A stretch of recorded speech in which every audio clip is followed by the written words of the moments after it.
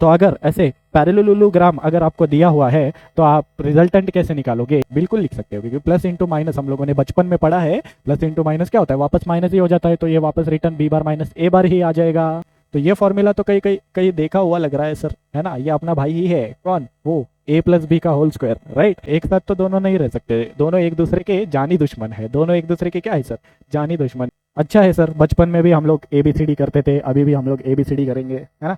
Hello guys, कैसे हो आप सब लोग? आई होप आप सब लोग बहुत बढ़िया होंगे। Welcome to be better academy. मेरा नाम है विशाल मैत्रे। आज हम लोग वेक्टर्स का लेक्चर नंबर 4 करने वाले हैं। इससे पहले हम लोग लेक्चर 1, लेक्चर 2 और लेक्चर 3 कर चुके हैं। अगर अब तक आप लोगों ने वो 3 लेक्चर्स अगर नहीं देखे हैं तो जल्दी से वो देख के आ जाइए, ताकि आज का टॉपिक आपको बहुत अच्छे से समझ में आ जाए। आज हम लोग बहुत ही इंटरेस्टिंग से टॉपिक्स करने वाले हैं, जो कि है यूनिट वेक्टर क्या होता है, पोजीशन वेक्टर क्या होता है, 3D ज्योमेट्री के बारे में हम लोग वो थोड़ा बहुत चीज़ें पढ़ने वाले हैं, और बहुत ही अच्छे से क्वेश्चंस हम लोग यहाँ पे करने वाले हैं। यहाँ पर मैंने स्लाइड्स में आपके लिए जेई मेन के क्वेश्चंस भी डाले हुए हैं, ताकि आपका पीवाईक्यूज का भी अच्छे से प्रैक्टिस हो जाए। तो चलिए बिना कोई देरी किए हम लोग स्टार्ट करते हैं। तो दोस्तों, आगे बढ़ने से पहले मैं आपको बताना चाहूँगा, अगर अब तक आप लोगों ने इस चैनल को सब्सक्राइब नहीं किया है तो सब्सक्राइब कर लीजिए। इस चैनल का बेल आइकन प्रेस कर लीजिए, ताकि कोई भी इंपॉर्टेंट नोटिफिकेशन आपसे छूटे ना, क्योंकि इस चैनल पर हम लोग लगातार वीडियो लेक्चर्स लाते जा रहे हैं आपके इंटरेस्टिंग टॉपिक्स पर, जिससे कि आपका जेईई मेन एंड एडवांस का प्रिपरेशन बहुत अच्छे से हो। और साथ ही साथ आपके दोस्तों को भी ये चैनल शेयर कर दीजिए, ताकि उनको भी इस चैनल का फायदा हो। ओके, तो आगे बढ़ते हैं हमारे टॉपिक की तरफ। सबसे पहले हम लोग आज parallelogram law of vector addition के बारे में पढ़ने वाले हैं। इससे पहले हम लोग triangle law of vector addition के बारे में पढ़ चुके हैं, है ना? तो आज triangle law, parallelogram law of vector addition के बारे में देखते हैं। तो parallelogram law of vector addition क्या है सर? इससे पहले तो triangle law of vector addition हम लोगों ने देखा था। अगर आपको याद हो तो triangle law of vector addition कुछ इस प्रकार था, जैसे मैं आपको रिवाइज करा देता हूं कि अगर पहला वेक्टर है ए बार, है ना, और दूसरा वेक्टर जहां पर ये ए बार खत्म हो रहा है वहां पर दूसरा वेक्टर अगर स्टार्ट हो रहा है, कुछ इस ऑर्डर में अगर दो वेक्टर्स है, तो इनका रिजल्टेंट कैसे निकलेगा according to triangle law of vector addition? बहुत सिंपल है सर। इनका जो रिजल्टेंट वेक्टर है वो फर्स्ट वेक्टर के टेल से सेकेंड वेक्टर के हेड तक होगा, है ना? यह रिजल्टेंट होगा, यानी ए बार और बी बार का एडिशन होगा, राइट। ये हम लोग पढ़ चुके थे इससे पहले, है ना? अब parallelogram law of vector addition में क्या होता है उसके बारे में हम लोग देखते हैं, ठीक है? अब parallelogram law of vector addition में क्या होता है वो हम लोग यहाँ पर देखिए, यहाँ पे आप पढ़ लीजिए। If two coinitial vectors are given, then the resultant of vectors are given by the diagonal of the parallelogram made from the given vectors by shifting them parallel to their co-initial vector, and other diagonal will give the difference of the vectors. अब इसके बारे, इसका मतलब क्या है sir? ये अंग्रेजी पढ़ के अगर आप लोगों को parallelogram law of vector addition समझ में नहीं आया तो मैं बता देता हूँ। तो अगर दो वेक्टर्स, अभी triangle law of vector addition में वेक्टर्स कुछ इस प्रकार गिवन थे, है ना, इस ऑर्डर में, राइट। अभी parallelogram law of vector addition में क्या होगा, आपको कोई इनिशियल वेक्टर्स गिवन होंगे। कोई इनिशियल का मतलब क्या है सर? कोई इनिशियल का मतलब है दो वेक्टर्स कुछ इस प्रकार आपको गिवन होंगे कि उनके जो टेल होंगे ना वो ज्वाइंट दिए होंगे आपको, उनके टेल ज्वाइंट होंगे। यहाँ पे थे क्या ज्वाइंट? यहाँ पे नहीं थे। इनके टेल यहाँ पे ज्वाइंट होंगे, तो आपको रिजल्टेंट का पता लगाना है। अच्छा, तो according to parallelogram law of vector addition हम लोग क्या करेंगे ना, इस बी बार को यहाँ पे शिफ्ट कर देंगे। पढ़ा था हम लोगों ने पैरेलली शिफ्ट कर सकते हैं वेक्टर्स को। तो यहाँ पर मैं अगर इसको शिफ्ट कर दूं तो कुछ इस प्रकार यहाँ पे बी बार आ जाएगा, राइट। हाँ, और ए बार को भी अगर यहाँ पे शिफ्ट कर दे तो ए बार भी कुछ यहाँ पर आ जाएगा ऐसे, राइट। इतना हम लोग पढ़ चुके थे। अब यहाँ पे ध्यान देना, according to parallelogram law of vector addition, अगर दो कोइनिशियल वेक्टर्स ऐसे ए बार और बी बार जिनके टेल्स ज्वाइंट है ऐसे आपको दिए हुए हैं, और अगर आप इसको पैरेलली शिफ्ट करते हो, इसको भी पैरेलली शिफ्ट करते हो, तो ये देखो, ये तो पैरेललोग्राम बन गया ना। पैरेललोग्राम मतलब सर वो क्वाड्रिलेटरल होता है जिनके अपोजिट साइड जो है वो पैरेलल होते हैं और इक्वल लेंथ के होते हैं। देखो ये दोनों तो पैरेलल है क्योंकि दोनों भी ए बार है, दोनों का डायरेक्शन सेम और दोनों का लेंथ ऑफ एरो भी सेम होगा, मतलब दोनों साइड का लेंथ भी सेम हो गया, राइट। क्योंकि दोनों सेम ही वेक्टर्स है, यहाँ पर भी कुछ सेम ही कहानी है, मतलब अपोजिट साइड्स इक्वल है और पैरेलल भी है। तो ये क्या हो गया सर, पैरेललोग्राम हो गया, है ना। तो अगर ऐसे पैरेललोग्राम अगर आपको दिया हुआ है तो आप रिजल्टेंट कैसे निकालोगे। ये जहाँ पे टेल्स ज्वाइंट है, जहाँ पे हेड्स ज्वाइंट है, टेल से लेके हेड तक एक वेक्टर बनाना है आपको और वही होगा इनका रिजल्टेंट वेक्टर। वही क्या होगा sir, resultant vector. Resultant vector मतलब ए बार प्लस बी बार होगा।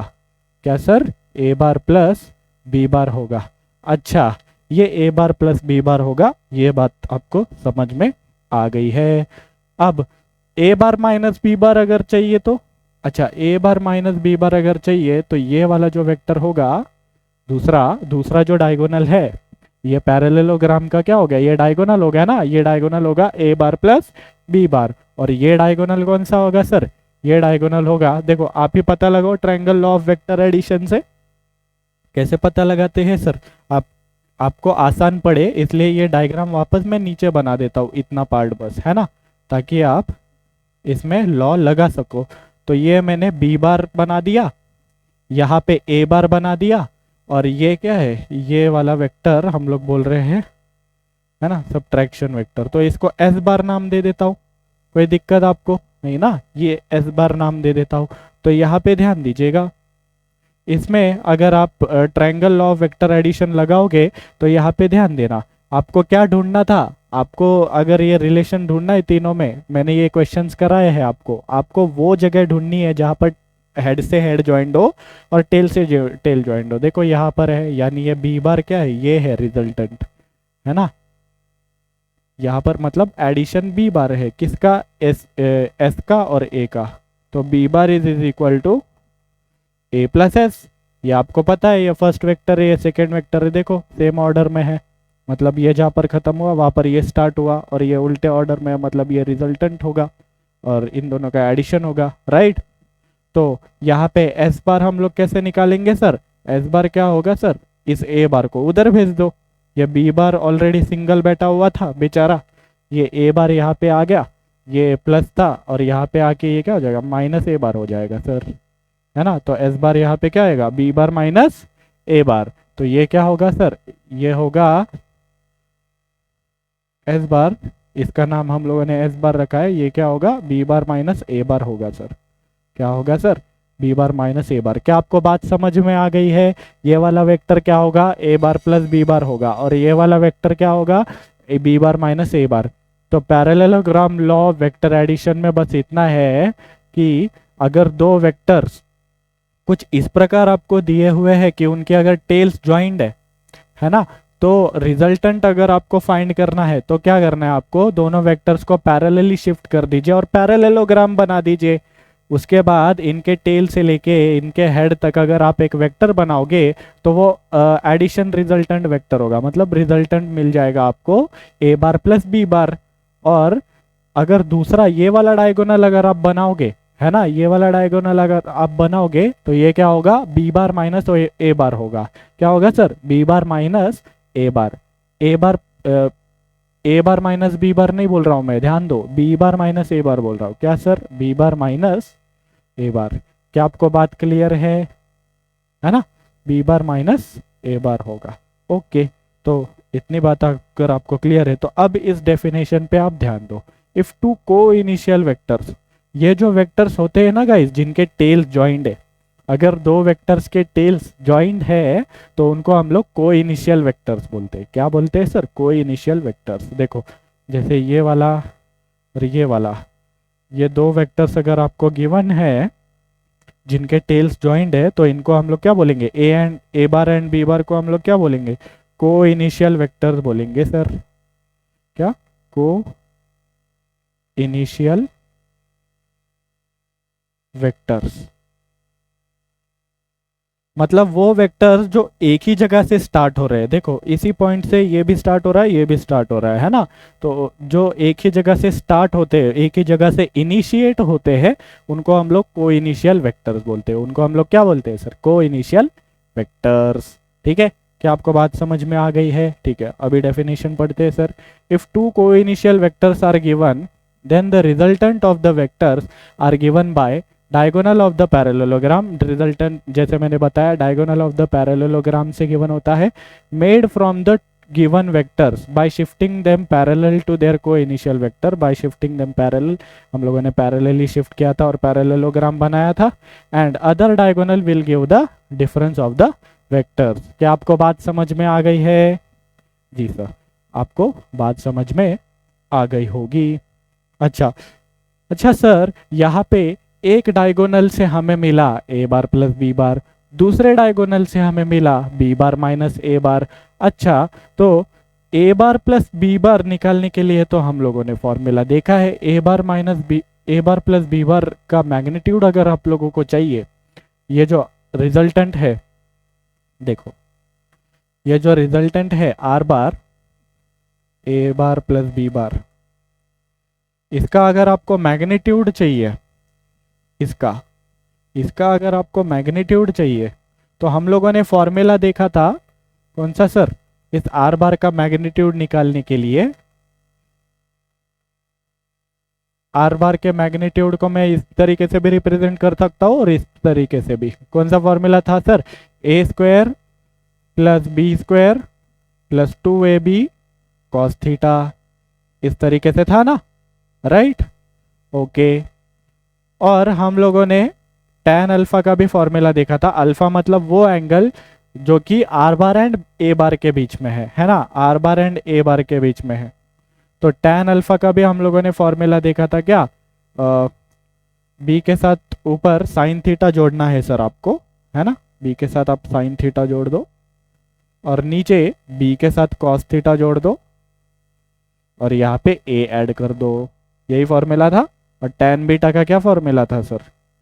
tan बीटा का ये क्या है? Angle between R bar and B bar है, तो हम लोग ए के साथ साइन थीटा और कॉस थीटा जोड़ेंगे। यहाँ पे ऊपर साइन थीटा जोड़ देंगे, नीचे कॉस थीटा लगा देंगे ए के साथ और यहाँ पे बी बार को ऐड कर देंगे, है ना? ये तीन फॉर्मूला हम लोगों ने ए बार प्लस बी बार के लिए देखे थे। अब बी बार माइनस ए बार या ए बार माइनस बी बार के लिए अगर हम लोगों को फॉर्मूला चाहिए, है ना, इस डायगोनल के बारे में तो देख लिया, इसका लेंथ कितना होगा और इसका लेंथ कितना होगा, इसका ये कितना होगा, मतलब एंगल कितना होगा पहले और दूसरे वेक्टर से, ये फॉर्मूलाज तो हम लोगों ने पढ़ लिए हैं। लेकिन इसके बारे में क्या, है ना, इसके पास भी तो ध्यान दो, बेचारा रो रहा होगा साइड में बैठ के। अच्छा, तो इसका अगर हम लोगों को फॉर्मूला निकालना है तो यहाँ पे ध्यान दीजिएगा। अच्छा, तो बी बार माइनस ए बार के बारे में अगर आपको सोचना है तो आप कुछ अलग पर्सपेक्टिव से सोचिए। अलग मतलब क्या सर? अलग मतलब ये माइनस को क्या मैं प्लस इंटू माइनस ऐसे लिख सकता हूँ और ये अंदर ए बार लिख दूंगा, ऐसे लिख सकता हूँ क्या? जी सर, बिल्कुल लिख सकते हो, क्योंकि प्लस इंटू माइनस हम लोगों ने बचपन में पढ़ा है। प्लस इंटू माइनस क्या होता है? वापस माइनस ही हो जाता है, तो ये वापस रिटर्न बी बार माइनस ए बार ही आ जाएगा। क्या आपको बात क्लियर है? जी सर। तो इसका मतलब क्या हुआ सर? हम लोगों को जोड़ना है बी बार को और माइनस ए बार को। किसको जोड़ना है सर? बी बार को और माइनस ए बार को जोड़ना है। अच्छा, तो कैसे जोड़ेंगे? देखो, फिर इनको बना दो ऐसे, ये मैंने बना दिया बी बार, है ना, ये मैंने बना दिया a bar. Triangle law of vector addition से अगर आप कर रहे हो, है ना, तो ये बी बार और ए बार बना दिया। बी बार और माइनस ए बार को जोड़ना है ना, तो माइनस ए बार कैसे होगा? बी ए बार अगर ये है तो माइनस ए बार कैसे बनाएंगे सर? माइनस ए बार के लिए मैंने आपको scalar multiplication of the vector में बताया था क्या करना है आपको। अगर आप निगेटिव नंबर से मल्टीप्लाई करते हो, माइनस से मल्टीप्लाई हो गया ना ये -1 से, अच्छा, तो निगेटिव नंबर से अगर आप मल्टीप्लाई करते हो तो वेक्टर का डायरेक्शन अपोजिट हो जाता है। क्या हो जाता है सर? अपोजिट, है ना? ठीक है, मतलब माइनस ए बार कुछ इस प्रकार होगा, राइट? माइनस ए बार कुछ ऐसा होगा। हाँ, तो अभी हम लोग रिजल्टेंट कैसे बनाएंगे, according to triangle of vector addition, ये अगर ऐसा है, ये अगर ऐसा है, तो रिजल्टेंट इसका आएगा अपोजिट ऑर्डर में, यानी इसके टेल से इसके हेड तक, ये वाला होगा रिजल्टेंट, है ना। रिजल्टेंट मतलब बी बार और माइनस ए बार का एडिशन, यानी बी बार माइनस ए बार, ये वाला वेक्टर होगा, राइट। ओके, तो अभी मेरे भाइयों और बहनों ध्यान दीजिएगा, ये था ए बार। अगर मुझे बी बार प्लस ए बार चाहिए तो ये वाला था, ये वाला मैं बोल रहा था बी बार प्लस ए बार, है ना। First vector b bar, second vector a bar, right. यहाँ पर first vector b bar, second vector a bar minus A bar, तो बी बार प्लस माइनस ए बार होगा ये वाला, है ना। बी बार प्लस माइनस ए बार यानी बी बार माइनस ए बार कौन होगा, ये वाला होगा, ठीक है। तो अभी एक अच्छी सी आपको मैं बात बताने जा रहा हूँ, यहाँ पे ध्यान दीजिएगा। क्या सर, इसको अगर हम लोग बी बार को आगे लेके जाए, पैरेलली शिफ्ट करें और ताल से ताल अगर जोड़े, है ना, तो इन दोनों के बीच में ये कितना एंगल होगा सर, थीटा होगा। ये कितना एंगल होगा, थीटा। अच्छा, ओके, और बी बार और ये माइनस ए बार के बीच में कितना एंगल होगा सर, बी बार और माइनस ए बार के बीच में कितना एंगल होगा, देखना, ये थीटा है तो ये भी थीटा होगा, क्योंकि अपोजिट एंगल्स है सर, है ना, अपोजिट एंगल्स। ओके, और इनका ताल से ताल मिला दिया, बी बार को अगर आगे खिसका दिया तो ये दिख रहा है ताल से ताल इन दोनों के मिले हुए, माइनस ए बार और बी बार के, राइट। तो ये वाला एंगल कितना होगा सर, ये दिख रहा है, ये दोनों सेम ही लाइन है ना, ये ए बार और ये माइनस ए बार, दोनों सेम लाइन के अकॉर्डिंग है, राइट, सेम लाइन के अलोंग है, राइट। तो ये टोटल एंगल कितना होगा, ये पूरा 180 होगा सर, ये पूरा 180 डिग्री होगा। अच्छा, ये पूरे 180 में से ये अगर थीटा है तो ये कितना होगा, इस पूरे 180 में से सर आप ये थीटा माइनस कर दो, ये आ जाएगा, राइट। 180 में से आप थीटा माइनस कर दो तो ये आ जाएगा, राइट। इसका मतलब अगर बी बार ए बार के साथ थीटा एंगल बना रहा था, तो बी बार माइनस ए बार के साथ कितना एंगल बनाएगा, 180 माइनस थीटा बनाएगा ऑब्वियसली। अच्छा, तो यहाँ पर एक इम्पॉर्टेंट सी बात हमें ये पता चली है सर, कि अगर हम लोग अंग्रेजी में इसको लिखे तो if B bar makes an angle theta with a bar, then it will make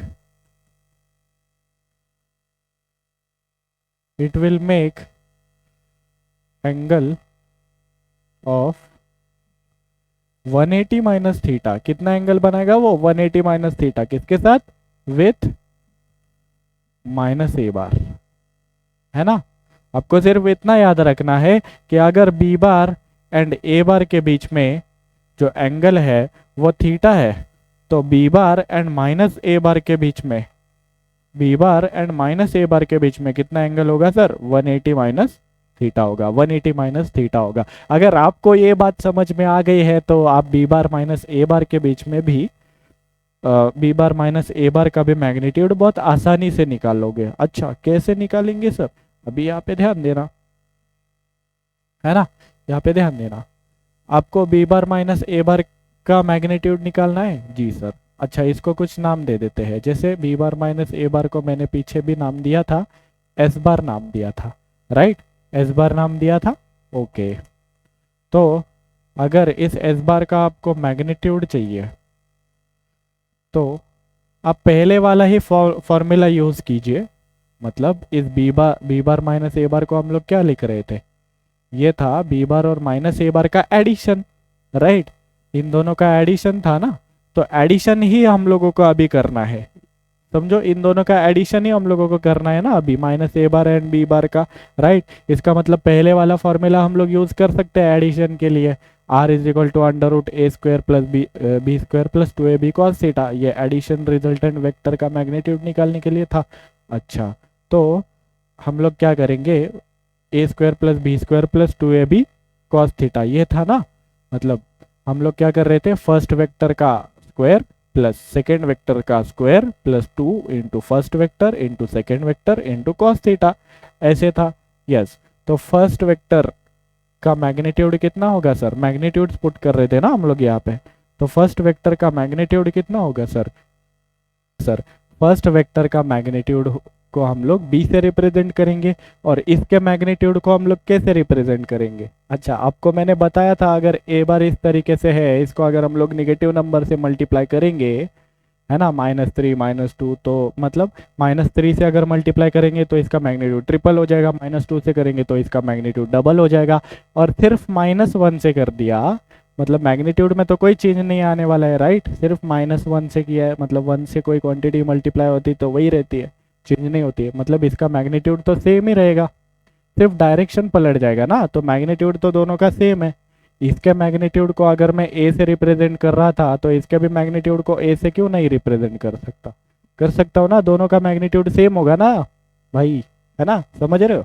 ठीक है, तो इसके भी मैग्नीट्यूड को मैं ए से रिप्रेजेंट कर देता हूँ, है ना। तो फर्स्ट वेक्टर के मैग्नीट्यूड का स्क्वायर प्लस सेकेंड वेक्टर के मैग्नीट्यूड का square plus 2 into first vector का मैग्नीट्यूड इंटू सेकेंड वेक्टर का magnitude into cos theta. Cos theta में थीटा कौन है? First vector and second vector के बीच में का एंगल। ओके, तो यहाँ पे ध्यान दीजिए, फर्स्ट वेक्टर कौन है सर? बी बार, मतलब बी, इसका मैग्नीट्यूड का स्क्वायर कर दिया, इसका भी स्क्वायर कर दिया, प्लस 2 इंटू फर्स्ट वेक्टर का मैग्नीट्यूड इंटू सेकेंड वेक्टर का मैग्नीट्यूड इंटू कॉस थीटा। अच्छा, थीटा यानी इन दोनों के बीच में का एंगल, फर्स्ट वेक्टर कौन है, सेकंड वेक्टर कौन है, इन दोनों के बीच में का एंगल। ये मैग्नीट्यूड से अभी इनके पास मत देखो, वेक्टर्स का डिस्कशन कर रहा हूँ, वेक्टर्स के बीच में कितना एंगल है ना। B bar and minus A bar के बीच में कितना एंगल था? हम लोग बोल रहे थे अगर B bar and a bar के बीच में थीटा एंगल है, तो B bar and minus A bar के बीच में कितना एंगल होगा सर? 180 माइनस थीटा होगा। कितना होगा सर? 180 minus theta. अच्छा, तो काम इजी हो गया, ये एंगल कितना डालेंगे हम लोग अभी? B bar and minus A bar के बीच में 180 माइनस थीटा पुट कर देंगे। तो यहाँ पे ध्यान दीजिएगा, यहाँ पे कितना आएगा ये? Under root b square plus a square plus 2ba cos theta. मतलब इसे ए स्क्वायर और बी स्क्वायर, ए स्क्वायर पहले और बी स्क्वायर बाद में, ऐसे लिख सकता हूँ ना, और इसको भी 2ab लिख सकता हूँ ना। और कॉस 180 माइनस थीटा क्या होता है सर? कॉस 180 माइनस थीटा क्या होगा? कॉस 180 माइनस थीटा होगा माइनस कॉस थीटा, राइट? नहीं समझा क्या? ये देखो, ये है ना, यहाँ पे 0 डिग्री होता है, यहाँ पे 180 डिग्री होता है ना। कॉस 180 माइनस थीटा करेंगे तो सेकेंड क्वाड्रेंट में आएगा, सेकेंड क्वाड्रेंट में कॉस निगेटिव होता है, तो निगेटिव वाला कॉस लिखिए सर। और 180 माइनस कॉस 180 माइनस थीटा अगर करेंगे तो 180 पे तो चेंज नहीं होता है, यानी यहाँ पे थीटा आ जाएगा, चेंज नहीं होगा कुछ, है ना, कॉस साइन में वगैरह, तो माइनस कॉस थीटा आएगा। क्या आएगा? Minus cos theta. तो इसको क्या लिखूँ सर मैं? कॉस 180 माइनस थीटा को क्या लिखूँ? माइनस कॉस थीटा लिख दीजिए। ओके, तो अभी क्या होगा सर? अभी ये प्लस इंटू माइनस क्या हो जाएगा? माइनस हो जाएगा, ए स्क्वायर प्लस बी स्क्वायर, और ये प्लस इंटू माइनस माइनस हो गया, राइट? 2ab, और ये कॉस थीटा यहाँ पे मल्टीप्लाई हो जाएगा। तो ये हो गया इसका magnitude, magnitude of S bar, right? ये मैग्नीट्यूड कैसे निकालना है सर? पहले वाला ही फॉर्मूला है, बस आपको क्या करना है? प्लस का माइनस कर देना है, प्लस को चेंज कर देना है माइनस में, राइट? सेम आप देखो, बी बार माइनस ए बार का मैग्नीट्यूड निकालिए या ए बार माइनस बी बार का मैग्नीट्यूड निकालिए, सेम आएगा। अच्छा, ऐसे कैसे सर? मैं बताता हूँ आपको।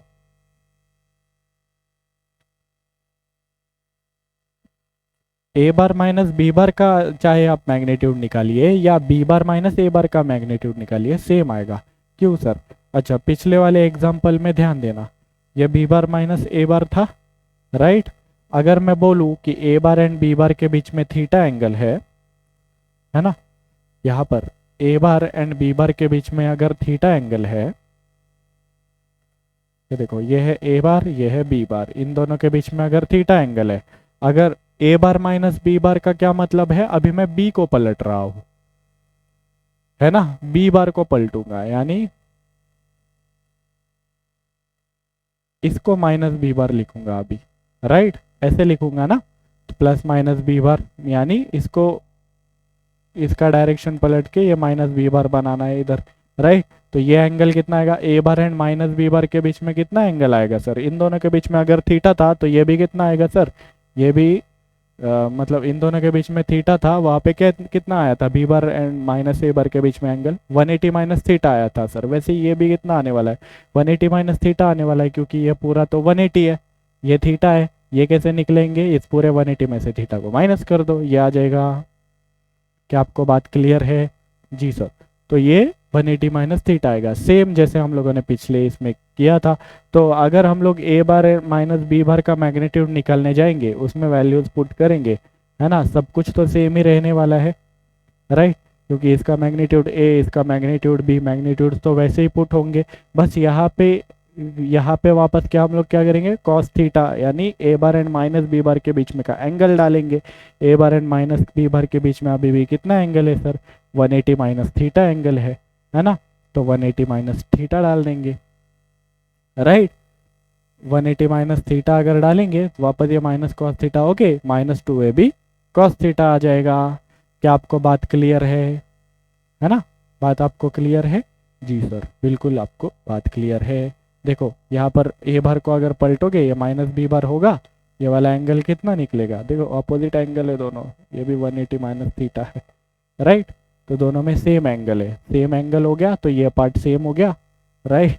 तो सेम ही फॉर्मूला निकलेगा दोनों के लिए, ए बार माइनस बी बार के लिए भी या बी बार माइनस ए बार के लिए भी। क्लियर? ओके। आपने और एक फॉर्मूला लिखा था सर, टैन अल्फा और टैन बीटा, वो कैसे निकालेंगे, वो भी सेम ऐसे ही करना है। अगर आपको टैन अल्फा यानी फर्स्ट वेक्टर ए बार, मतलब ए बार एंड इसके बीच में, रिजल्टेंट के बीच में, एस बार के बीच में, अगर आपको मैग्नीट्यूड चाहिए, मतलब एंगल चाहिए, तो आप क्या करोगे, सेम बी साइन थीटा, मतलब ए बार एंड एस बार के बीच में निकाल रहे हैं ना, तो बी लिखेंगे हम लोग, B sine theta divided by A plus B cos theta, ऐसे था। बस इस थीटा के जगह पे आपको चेंज करना है। क्या चेंज करना है सर, थीटा क्या था, वेक्टर्स के बीच में का एंगल था, वेक्टर्स के बीच में का एंगल आपको चेंज करना है बस। वेक्टर्स के बीच में कितना एंगल है अभी, ए bar and minus b bar के बीच में या B bar and minus A bar के बीच में कितना एंगल है, 180 माइनस थीटा है ना, तो वो चेंज कर दो, 180 माइनस थीटा कर दो सर। ओके, अगर 180 माइनस थीटा ऐसे कर दिया तो ये कितना आएगा sir, B sine 180 minus theta, sine 180 minus theta कितना होता है, मतलब सेकेंड क्वाड्रेंट में आएगा, सेकेंड क्वाड्रेंट में साइन पॉजिटिव होता है, 180 है मतलब चेंज नहीं होगा, यानी ये बी साइन थीटा आएगा, है ना, साइन थीटा ही बनेगा। Okay, a plus B cos 180 minus theta, cos 180 minus theta अभी देख लिया क्या होगा, माइनस कॉस थीटा आ जाएगा, राइट। एक सेकेंड, कॉस 180 माइनस थीटा क्या होगा सर, माइनस कॉस थीटा आ जाएगा। क्लियर?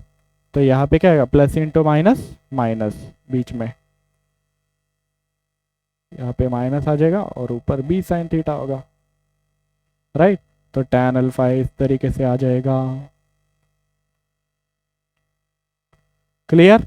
एंड टैन बीटा कैसे आएगा सर, टैन बीटा अगर आपको चाहिए, टैन बीटा अगर आपको चाहिए तो आप क्या करोगे, वापस वही फॉर्मूला लिखोगे। अभी टैन बीटा यानी एस बार एंड इसके बीच में, ए बार के बीच में एंगल चाहिए, है ना, S bar and B bar के बीच में एंगल चाहिए, तो आप यहाँ पे लिखोगे ए साइन जो भी एंगल है डिवाइडेड बाय ए कॉस जो भी एंगल है, प्लस बी को ऐड कर दोगे यहाँ पे क्या है, साइन 180 माइनस थीटा होगा, वापस यहाँ पे कॉस 180 माइनस थीटा होगा, राइट। वापस ये कॉस माइनस कॉस थीटा में बदल जाएगा, ये साइन वैसे ही रहेगा क्योंकि साइन पॉजिटिव होता है सेकेंड क्वाड्रेंट में, है ना। तो टैन बीटा यहाँ से क्या आ जाएगा, a sine theta divided by b minus a cos theta. ऊपर मैंने ये कैलकुलेशन करके दिखाया था तो नीचे करने की जरूरत नहीं है, सेम टू सेम होने वाला है यहाँ पर भी, है ना। ओके सर, तो बात हमें समझ में आ गई है। है ना। अगर आपको ए बार माइनस बी बार या बी बार माइनस ए बार के लिए अगर फॉर्मूला चाहिए, है ना, तो ए बार माइनस बी बार के लिए मैंने आपको यहाँ पे बता दिया है। क्या सर, आपको मैग्नीट्यूड निकालना है तो चाहे आप बी बार माइनस ए बार लिखो या ए बार माइनस बी बार लिखो, उसके लिए मैग्नीट्यूड क्या आएगा रिजल्टेंट का, ये आएगा। ठीक है। और अगर आपको a bar and a bar minus b bar का जो वेक्टर है रिजल्टेंट, उनके बीच में अगर ये चाहिए, ये क्या है, angle between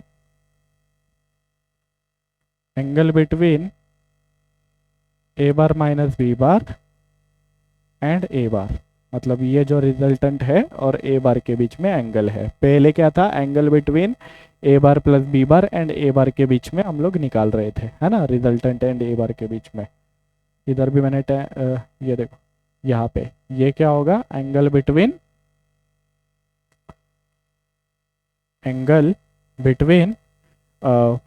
a bar minus b बार जो रिजल्टेंट है एंड बी बार, इन दोनों के बीच में है ना, ये वाला एंगल। क्या आपको बात समझ में आ गई है? जी सर, बात आपको क्लियर है। तो आगे बढ़ते हैं एंड कुछ और डिस्कस करते हैं। सर क्या डिस्कस करते हैं, एक क्वेश्चन हम लोग ट्राई करेंगे। तो क्वेश्चन में क्या लिखा हुआ है जरा आप पढ़िएगा। तो क्वेश्चन में लिखा है, two forces p bar and Q bar are acting on a particle such that their maximum and minimum values are 17 newton and 7 Newton.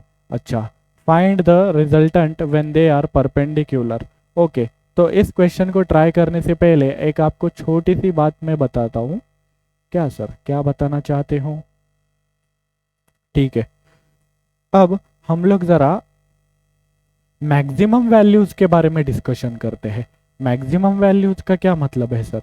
Maximum values का ये मतलब है कि ये जो रिजल्टेंट है ना, ए बार प्लस बी बार, है ना, इसका मैक्सिमम वैल्यू कब आएगा। ठीक है, यानी समझो दो वेक्टर्स हमें गिवन है, ये है ए बार, राइट, और एक वेक्टर गिवन है, ये है बी बार, है ना। हम लोग बोलेंगे ये इनका पैरेललोग्राम कंप्लीट कर दो, इसको पैरेलली शिफ्ट कर दो यहाँ पे, इसको पैरेलली शिफ्ट कर दो यहाँ पे, है ना, और ये वेक्टर बना दो, ये आएगा रिजल्टेंट ए बार प्लस बी बार। जी सर, ये है ना, इतनी बात तो हमें क्लियर है। लेकिन ये जो रिजल्टेंट है ए बार प्लस बी बार है, इसका मैग्नीट्यूड मैक्सिमम ज़्यादा से ज़्यादा कितना हो सकता है और कब हो सकता है, कौन से केस में हो सकता है? अच्छा, तो मैं आपको बताता हूँ कब होगा।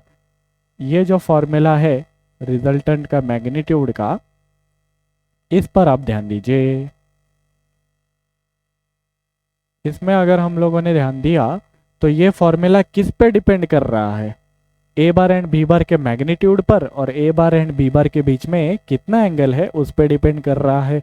अच्छा, ए बार एंड बी बार का मुझे मैग्नीट्यूड नहीं चेंज करना है, मैं एंगल के बारे में देखना चाहता हूँ कि अगर हम लोग कुछ एंगल चेंज करें तो रिजल्टेंट के मैग्नीट्यूड में कैसे फर्क आएगा। मतलब मुझे कितना एंगल रखना चाहिए ताकि रिजल्टेंट का मैग्नीट्यूड मैक्सिमम आए। क्या आए सर? मैक्सिमम, यानी ज़्यादा से ज़्यादा हो। अच्छा, मुझे कितना एंगल रखना चाहिए, मतलब आपको मैग्नीट्यूड में चेंज नहीं करना, ए बी में कोई चेंज नहीं करना है, बस यहाँ पे कॉस थीटा को बढ़ाना है। अच्छा, तो मुझे अगर ये मैक्सिमम चाहिए, ये सेम रहने वाला है, इसमें कोई चेंजेस नहीं करने ए और बी में, मतलब मुझे सिर्फ कॉस थीटा को चेंज करना होगा, है ना। और अगर मैंने कॉस थीटा मैक्सिमम रख दिया, ये इसमें ऐड होके ये पूरा वैल्यू मैक्सिमम नहीं आ जाएगा। मतलब मुझे कॉस थीटा का अगर मैक्सिमम वैल्यू मिल गया तो मैं इसमें पुट कर दूंगा, है ना, ये इसमें ऐड होके मैक्सिमम वैल्यू मुझे दे देगा। वैसे ही कॉस थीटा अगर मैं मिनिमम वैल्यू रखूंगा कॉस थीटा का, तो वो इसमें सब्ट्रैक्ट हो जाएगा, है ना, मिनिमम वैल्यू जो भी है वो अगर रखूंगा तो वो इसमें ऐड होके अपने को क्या देगा, आर का मिनिमम वैल्यू देगा, राइट। यानी सब कुछ इस कॉस थीटा पे डिपेंड कर रहा है। क्लियर? ओके, मतलब मैं ये समझाना चाह रहा हूँ, कॉस थीटा अगर हम लोगों ने कम रखा तो ये वैल्यू भी कम आएगा इसमें ऐड होके, राइट।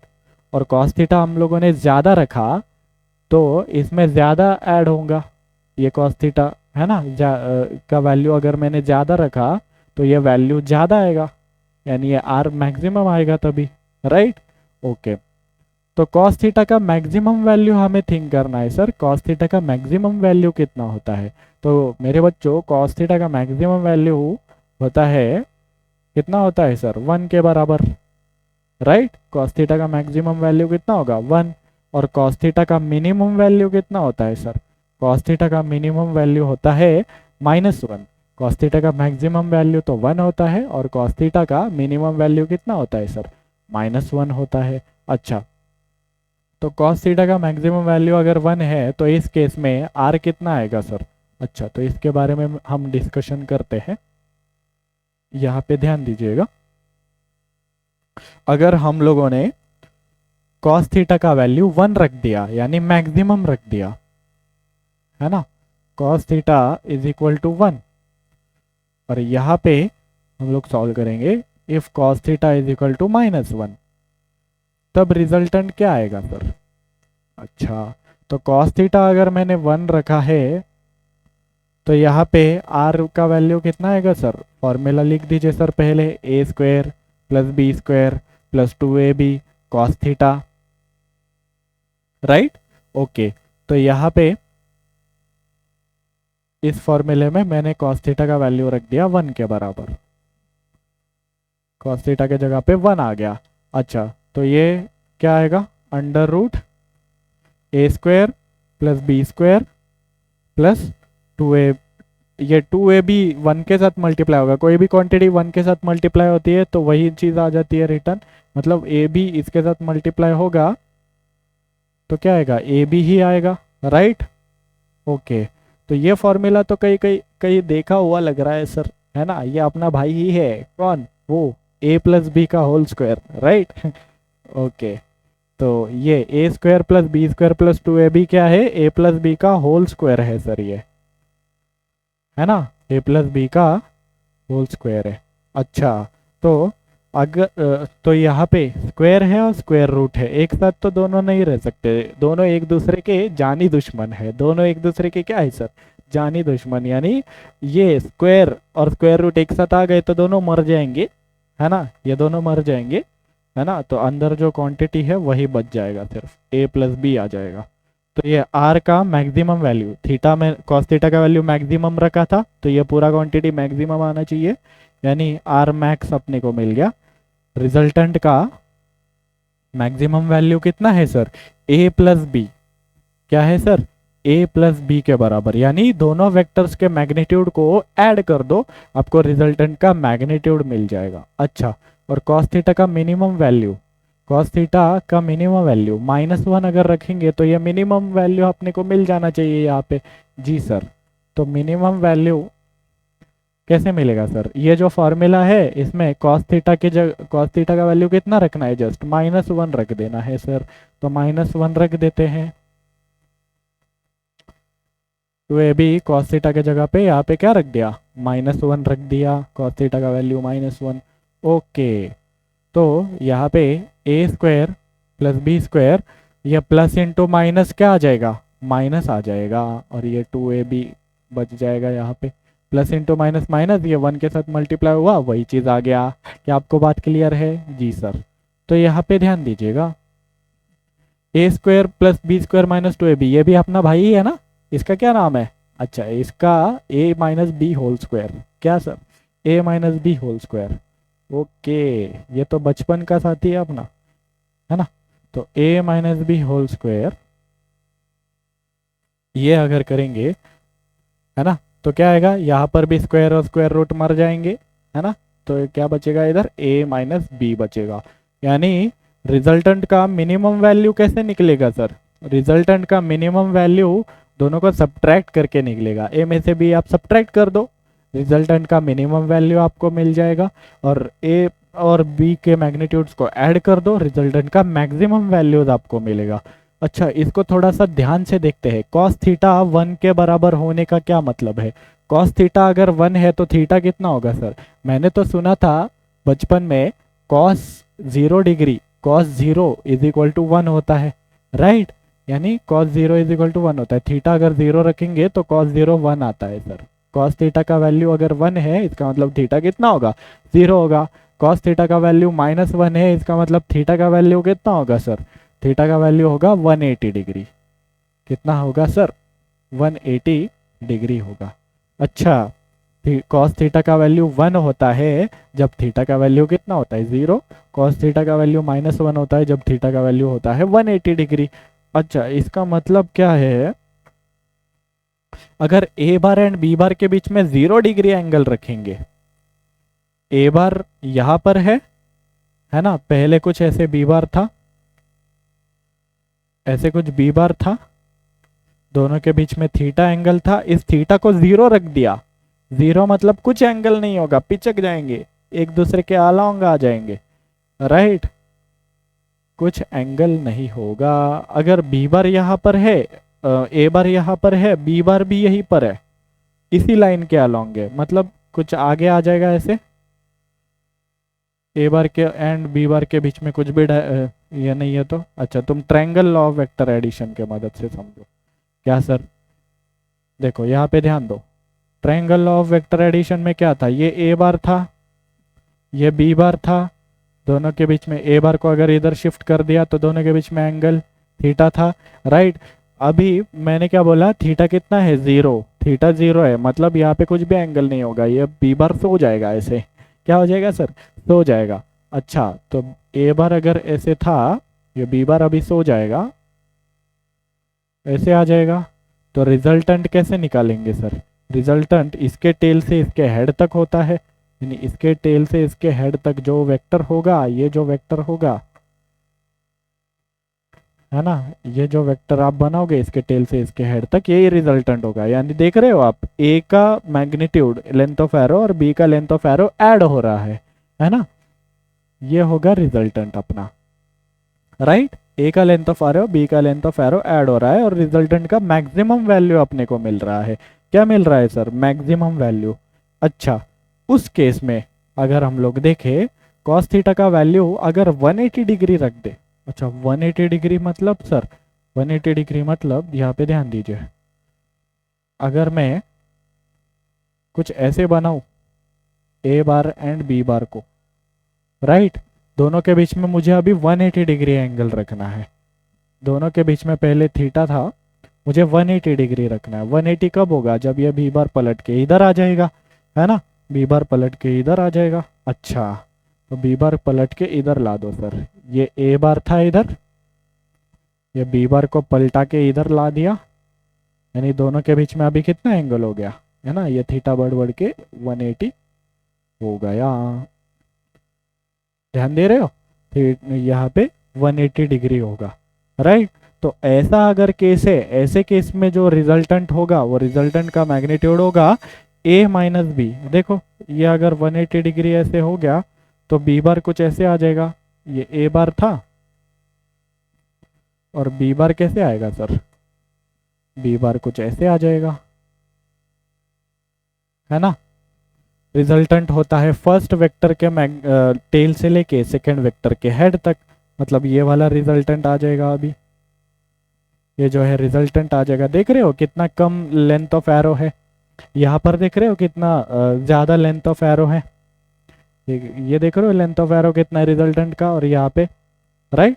तो रिजल्टेंट का जो मैग्नीट्यूड है वो थीटा पे डिपेंड कर रहा है ना। थीटा को अगर हम लोग 0 डिग्री रखते हैं तो सबसे ज़्यादा लेंथ ऑफ एरो आ रहा है, मतलब रिजल्टेंट का सबसे ज़्यादा रिजल्टेंट का मैग्नीट्यूड हमें देखने मिल रहा है। और थीटा का वैल्यू अगर हम लोग 180 डिग्री रख रहे हैं तो रिजल्टेंट का मैग्नीट्यूड अपने को बहुत कम दिखाई दे रहा है। क्या आपको बात समझ में आ गई है? जी सर, इसका मतलब आप क्वेश्चन ट्राई करने के लिए रेडी हो। तो यहाँ पे ध्यान दीजिए, two forces p bar and q bar are acting on a particle such that their maximum and minimum value, किसका maximum and minimum value, यहाँ पे क्वेश्चन प्रिंटिंग में मिस्टेक हो गई होगी शायद, maximum and minimum value of resultant of their resultant, ये लिखना था। maximum and minimum value of their resultant are 17 Newton and 7 Newton. Find the resultant when they are perpendicular orthogonal to each other, है ना।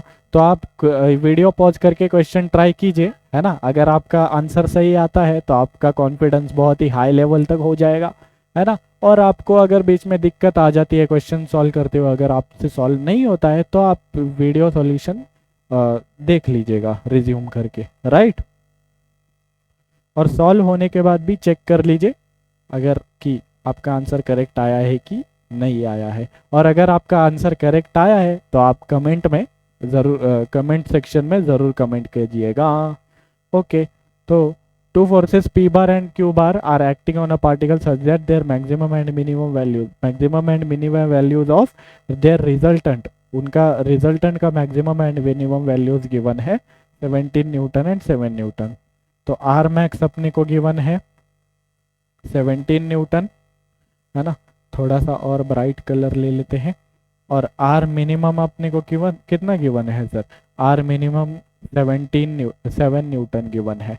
अच्छा, तो मुझे find the resultant when they are perpendicular orthogonal to each other, मतलब उनका resultant का value निकालना है जब वो दो वेक्टर्स परपेंडिकुलर होंगे एक दूसरे से। क्या होंगे सर? परपेंडिकुलर। अच्छा, तो यहाँ पे ध्यान दीजिएगा, आर मैक्स क्या होता है सर? आर मैक्स अभी अभी पढ़ा था, रिजल्टेंट का मैक्सिमम वैल्यू मतलब ए प्लस बी करके हम लोग निकालेंगे, है ना।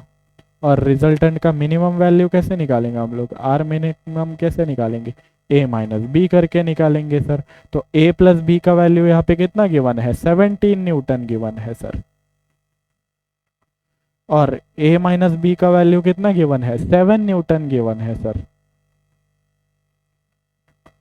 है ना।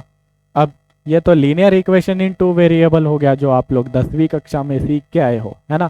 तो इसको आप लोग बहुत आसानी से सॉल्व कर सकते हो एडिशन ऑफ टू वेक्टर्स का, मतलब दोनों लीनियर इक्वेशंस का एडिशन करके दोनों को ऐड कीजिए। ए प्लस ए कितना हो जाएगा? 2a हो जाएगा। ए पे कैप एक एप्पल प्लस एक एप्पल कितना होता है? 2 एप्पल्स होते हैं। बी और इन दोनों को ऐड करेंगे तो plus B bar minus B हट जाएगा, राइट। और ये 17 प्लस 7 कितना आ जाएगा? 24 न्यूटन आ जाएगा, है ना। ओके, यानी ए का वैल्यू यहाँ पे कितना आने वाला है? 24 डिवाइडेड बाई 2, कितना न्यूटन? यानी ए का वैल्यू आएगा 12 न्यूटन के बराबर। क्लियर? ओके, अब आपको बी का भी वैल्यू निकालना है तो किसी इक्वेशन में पुट कर दीजिए। हम लोग सेकेंड इक्वेशन में पुट कर देते हैं। सेकेंड इक्वेशन क्या है सर? आगे सॉल्व करते हैं जरा। सेकेंड इक्वेशन है a minus B is equal to 7। ओके, तो इस माइनस बी को उधर ले जाता हूँ, 7 को इधर लेके आता हूँ, है ना। तो यहाँ पे a ऑलरेडी बैठा हुआ था, माइनस बी वहाँ चला गया, 7 यहाँ पे आ गया तो -7, माइनस बी उधर चला गया तो प्लस बी हो जाएगा। क्लियर? ओके, तो a का वैल्यू कितना आया था सर? a का वैल्यू 12 आया था, राइट। ओके, तो b का वैल्यू 12 माइनस 7 करके निकलेगा। 12 माइनस 7 अगर हम लोग करेंगे तो क्या आएगा? 5 आ जाएगा। b कितना है सर? 5। दोनों फोर्सेस है ना, 2 फोर्सेस लिखा हुआ है, यानी ये 5 न्यूटन होगा और ये 12 न्यूटन होगा। क्या आपको बात क्लियर है? जी सर। हम लोगों को क्या निकालना है? उनका रिजल्टेंट का वैल्यू निकालना है जब वो दोनों एक दूसरे से परपेंडिकुलर हो। Perpendicular, orthogonal. परपेंडिकुलर के लिए ही दूसरा शब्द है हमारे पास ऑर्थोगोनल। अच्छा, जब वो दोनों परपेंडिकुलर है तब क्या होगा सर? तो यहाँ पे ध्यान दीजिएगा, ये है p बार और इसके परपेंडिकुलर मुझे q बार बनाना है, तो इसके परपेंडिकुलर हम ऐसे q बार बना देते हैं। देखो, दोनों के ताल से ताल जुड़े हुए हैं, मतलब ये जो बीच में होगा वो होगा angle between p bar and q bar. Angle between p bar and q बार कितना होगा सर? 90 डिग्री होगा, क्योंकि दोनों को परपेंडिकुलर बनाना है अपने को, है ना। ये 90 डिग्री होगा, राइट। हम लोगों को इसका रिजल्टेंट फाइंड करना है। क्या फाइंड करना है सर? रिजल्टेंट। अच्छा, रिजल्टेंट अगर अपने को फाइंड करना है तो कैसे करेंगे सर? रिजल्टेंट के लिए r is equal to under root p का मैग्नीट्यूड का स्क्वायर प्लस q के मैग्नीट्यूड का square plus 2 into P Q cos theta, angle between p and q, है ना। क्या आपको बात क्लियर है? जी सर, बात बिल्कुल क्लियर है। तो r का वैल्यू कितना आएगा सर? यहाँ पे p का वैल्यू कितना था? p का मैग्नीट्यूड कितना था सर? यहाँ पे p एंड q थे, मैंने a और b ले लिए क्या? ठीक है, कोई बात नहीं, a एंड b ही रख देते हैं। ए एंड बी लिख देता हूँ बच्चों इसको, ए एंड बी, है ना। आपको तो रिजल्टेंट का मैग्नीट्यूड निकालना है वैसे। ओके, तो यहाँ पे हम लोग लिख देंगे a square plus B square plus 2ab cos theta. Okay, तो ए का मैग्नीट्यूड कितना है, ए का मैग्नीट्यूड था 12, बी का मैग्नीट्यूड कितना था, बी का मैग्नीट्यूड था 5, plus 2 into 12 into 5 into cos theta, right. Okay, तो 12 का स्क्वायर कितना होता है सर, 12 का स्क्वायर होता है 144, 5 का स्क्वायर कितना होता है सर, 5 का स्क्वायर होता है 25, है ना। 2 इंटू 12, 2 इंटू 12 अगर करेंगे तो 24 आएगा, 24 इंटू 5 अगर करेंगे तो 120 आ जाएगा। और कॉस थीटा, थीटा का वैल्यू कितना है सर, थीटा का वैल्यू 90 डिग्री है, तो वो भी पुट कर दीजिए ना सर। ओके, तो वो भी पुट कर देते हैं, कॉस 90, राइट। तो आर का वैल्यू कितना है यहाँ पे, 144 प्लस 25 करेंगे तो 169 आ जाएगा। ओके, प्लस 120, कॉस 90 का वैल्यू कितना होता है सर, कॉस 90 का वैल्यू 0 होता है ना। तो ये 120 0 के साथ मल्टीप्लाई होगा, तो यहाँ पे आ जाएगा अंडर रूट 169, और अंडर रूट 169 अगर करेंगे तो कितना आएगा सर, 13 के बराबर आएगा। अब कुछ लोग होशियार लोग बोलेंगे यहाँ पे प्लस माइनस आना चाहिए, हाँ आना तो चाहिए था, लेकिन क्योंकि ये क्या है, मैग्नीट्यूड है, मैग्नीट्यूड का वैल्यू हम लोग कैलकुलेट कर रहे हैं रिजल्टेंट का, तो मैग्नीट्यूड हमेशा क्या होता है, मैग्नीट्यूड होता है लेंथ ऑफ एरो, लेंथ कभी निगेटिव में नहीं हो सकता, इसलिए प्लस माइनस नहीं लेंगे, सिर्फ पॉजिटिव वाला वैल्यू ले लेंगे। क्या आपको बात क्लियर है? जी सर, बात क्लियर है। और इसका यूनिट कितना होगा सर, न्यूटन होगा सर। फोर्सेस का रिजल्टेंट यानी एडिशन कितना आएगा, वो भी तो न्यूटन ही आएगा। दो फोर्सेस को अगर ऐड कर रहे हो तो तीसरा जो उनका रिजल्टेंट है वो भी क्या होगा, फोर्सेस ही होगा, फोर्स ही होगा सर। क्लियर? तो इसका आंसर कितना है सर, इसका आंसर कितना है, इसका आंसर है 13 न्यूटन। क्या आपका आंसर सही आया था? अगर आपका आंसर सही आया है तो कमेंट सेक्शन में जरूर कमेंट करिएगा, ठीक है। आगे बढ़ते हैं, है ना। ओके, और नेक्स्ट क्वेश्चन हम लोग ट्राई करते हैं। तो नेक्स्ट क्वेश्चन क्या है sir, two forces are such that the sum of their magnitudes is 18 newton, magnitudes का सम दिया है 18 newton, and their resultant is perpendicular to the smaller force and magnitude of resultant. अच्छा, and their resultant is perpendicular to the smaller force and magnitude of resultant is 12 newton. अच्छा, तो then the magnitudes of the forces are, forces का magnitude क्या है ये हमें बताना है ना। तो अभी हम लोग केबीसी खेलने वाले हैं, है ना। तो यहाँ पे 12 न्यूटन, 6 न्यूटन आपको ऑप्शंस दिए हुए हैं, ए बी सी डी करके आपको कमेंट सेक्शन में आंसर बताना है, राइट। आप लोगों के लिए सिंपल कर दिया, आपको लॉन्ग आंसर टाइप करने की जरूरत नहीं पड़ेगी, आपको just A B C D, है ना, ये करना है। अच्छा है सर, बचपन में भी हम लोग ए बी सी डी करते। ओके, तो इस क्वेश्चन को जरा सॉल्व कर लेते हैं अभी, है ना। तो पहले गिवन डेटा देख लेते हैं क्या है, सम ऑफ देयर मैग्नीट्यूड दिया हुआ है ना। दो फोर्सेज हम लोग P bar and a bar and B bar ही मान लेते हैं हमारे भाई, है ना। दो forces a bar and B bar मान लेते हैं, उनके मैग्नीट्यूड्स का सम अपने को गिवन है 18 न्यूटन। तो गिवन डेटा फटाफट से लिख देता हूँ, उनके मैग्नीट्यूड्स का यानी ए बार एंड बी बार का मैग्नीट्यूड ए प्लस बी का सम अपने को गिवन है कितना, 18 न्यूटन गिवन है। ओके, और क्या डेटा अपने को दिया हुआ है, and their resultant is perpendicular to the smaller force, smaller force जो भी है उससे परपेंडिकुलर है रिजल्टेंट। अच्छा, तो यहाँ पे आपको इस तरीके से लिखने हैं पॉइंट्स, है ना, कि रिजल्टेंट परपेंडिकुलर है यानी are bar and smaller force, इनके बीच में कितना एंगल है, इनके बीच में एंगल कितना है, इनके बीच में एंगल है परपेंडिकुलर है यानी 90 डिग्री एंगल है, राइट। आर बार और इसके बीच में 90 डिग्री एंगल है। Okay, then magnitude of resultant is 12 newton, और मैग्नीट्यूड ऑफ रिजल्टेंट यानी आर का value, mod of are bar या आर, इसका वैल्यू कितना गिवन है सर, कितना गिवन था, यहाँ पे 12 न्यूटन गिवन है, 12 न्यूटन। ओके, तो यहाँ पे क्या पूछा हुआ है हम लोगों को मैग्नीट्यूड्स ऑफ द फोर्सेस निकालना है, यानी ए बार एंड बी बार का मैग्नीट्यूड, ए और बी का वैल्यू चाहिए। ओके, तो यहाँ पे मैं इस क्वेश्चन को सॉल्व करने के आपको दो मेथड्स बताऊंगा, बहुत अच्छे से समझ में आएगा आपको, ध्यान दीजिएगा। ओके, तो यहाँ पे ध्यान देते हैं। ओके, तो फर्स्ट मेथड से मैं आपको ये क्वेश्चन समझाता हूँ। फर्स्ट अपना सिंपल सा फॉर्मूला यूज करके हम लोग करेंगे। ए प्लस बी का वैल्यू अपने को गिवन है 18 न्यूटन के बराबर, और are bar and smaller force के बीच में एंगल 90 डिग्री गिवन है। तो सपोज स्मॉलर फोर्स कौन है ए एंड बी के बीच में, वो अपने को पता नहीं है। ए स्मॉलर है या बी स्मॉलर है अपने को पता नहीं है, तो हम लोग मान लेते हैं कि ए स्मॉलर है। Suppose A bar is the smaller force, है ना। ए बार को हम लोगों ने स्मॉलर फोर्स मान लिया।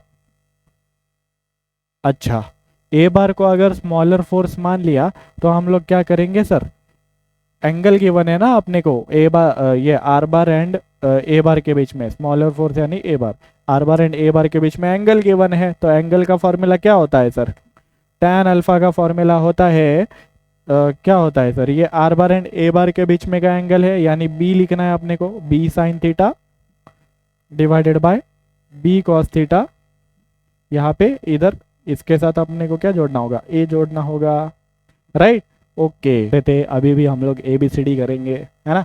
तो यहाँ पे tan alpha is equal to कितना होगा sir, tan alpha is equal to, इसमें से कुछ चीज़ का वैल्यू पता है क्या, ए और बी का वैल्यू पता है अपने को, नहीं पता। थीटा का वैल्यू पता है क्या, ए और बी के बीच में कितना एंगल है, नहीं पता। अल्फा का वैल्यू पता है क्या, जी सर अल्फा का वैल्यू अपने को पता है, अल्फा का वैल्यू है 90 डिग्री। ओके, अच्छा मुझे एक बात पता है, tan 90 कितना होता है सर, नॉट डिफाइंड होता है। अच्छा, मैं बोल रहा हूँ tan 90 अभी से याद रखना, मैथमेटिक्स में नॉट डिफाइंड बोलते हैं, लेकिन फिजिक्स में हम लोग tan 90 को इन्फानाइट बोलेंगे। क्या बोलेंगे सर, इन्फानाइट, है ना।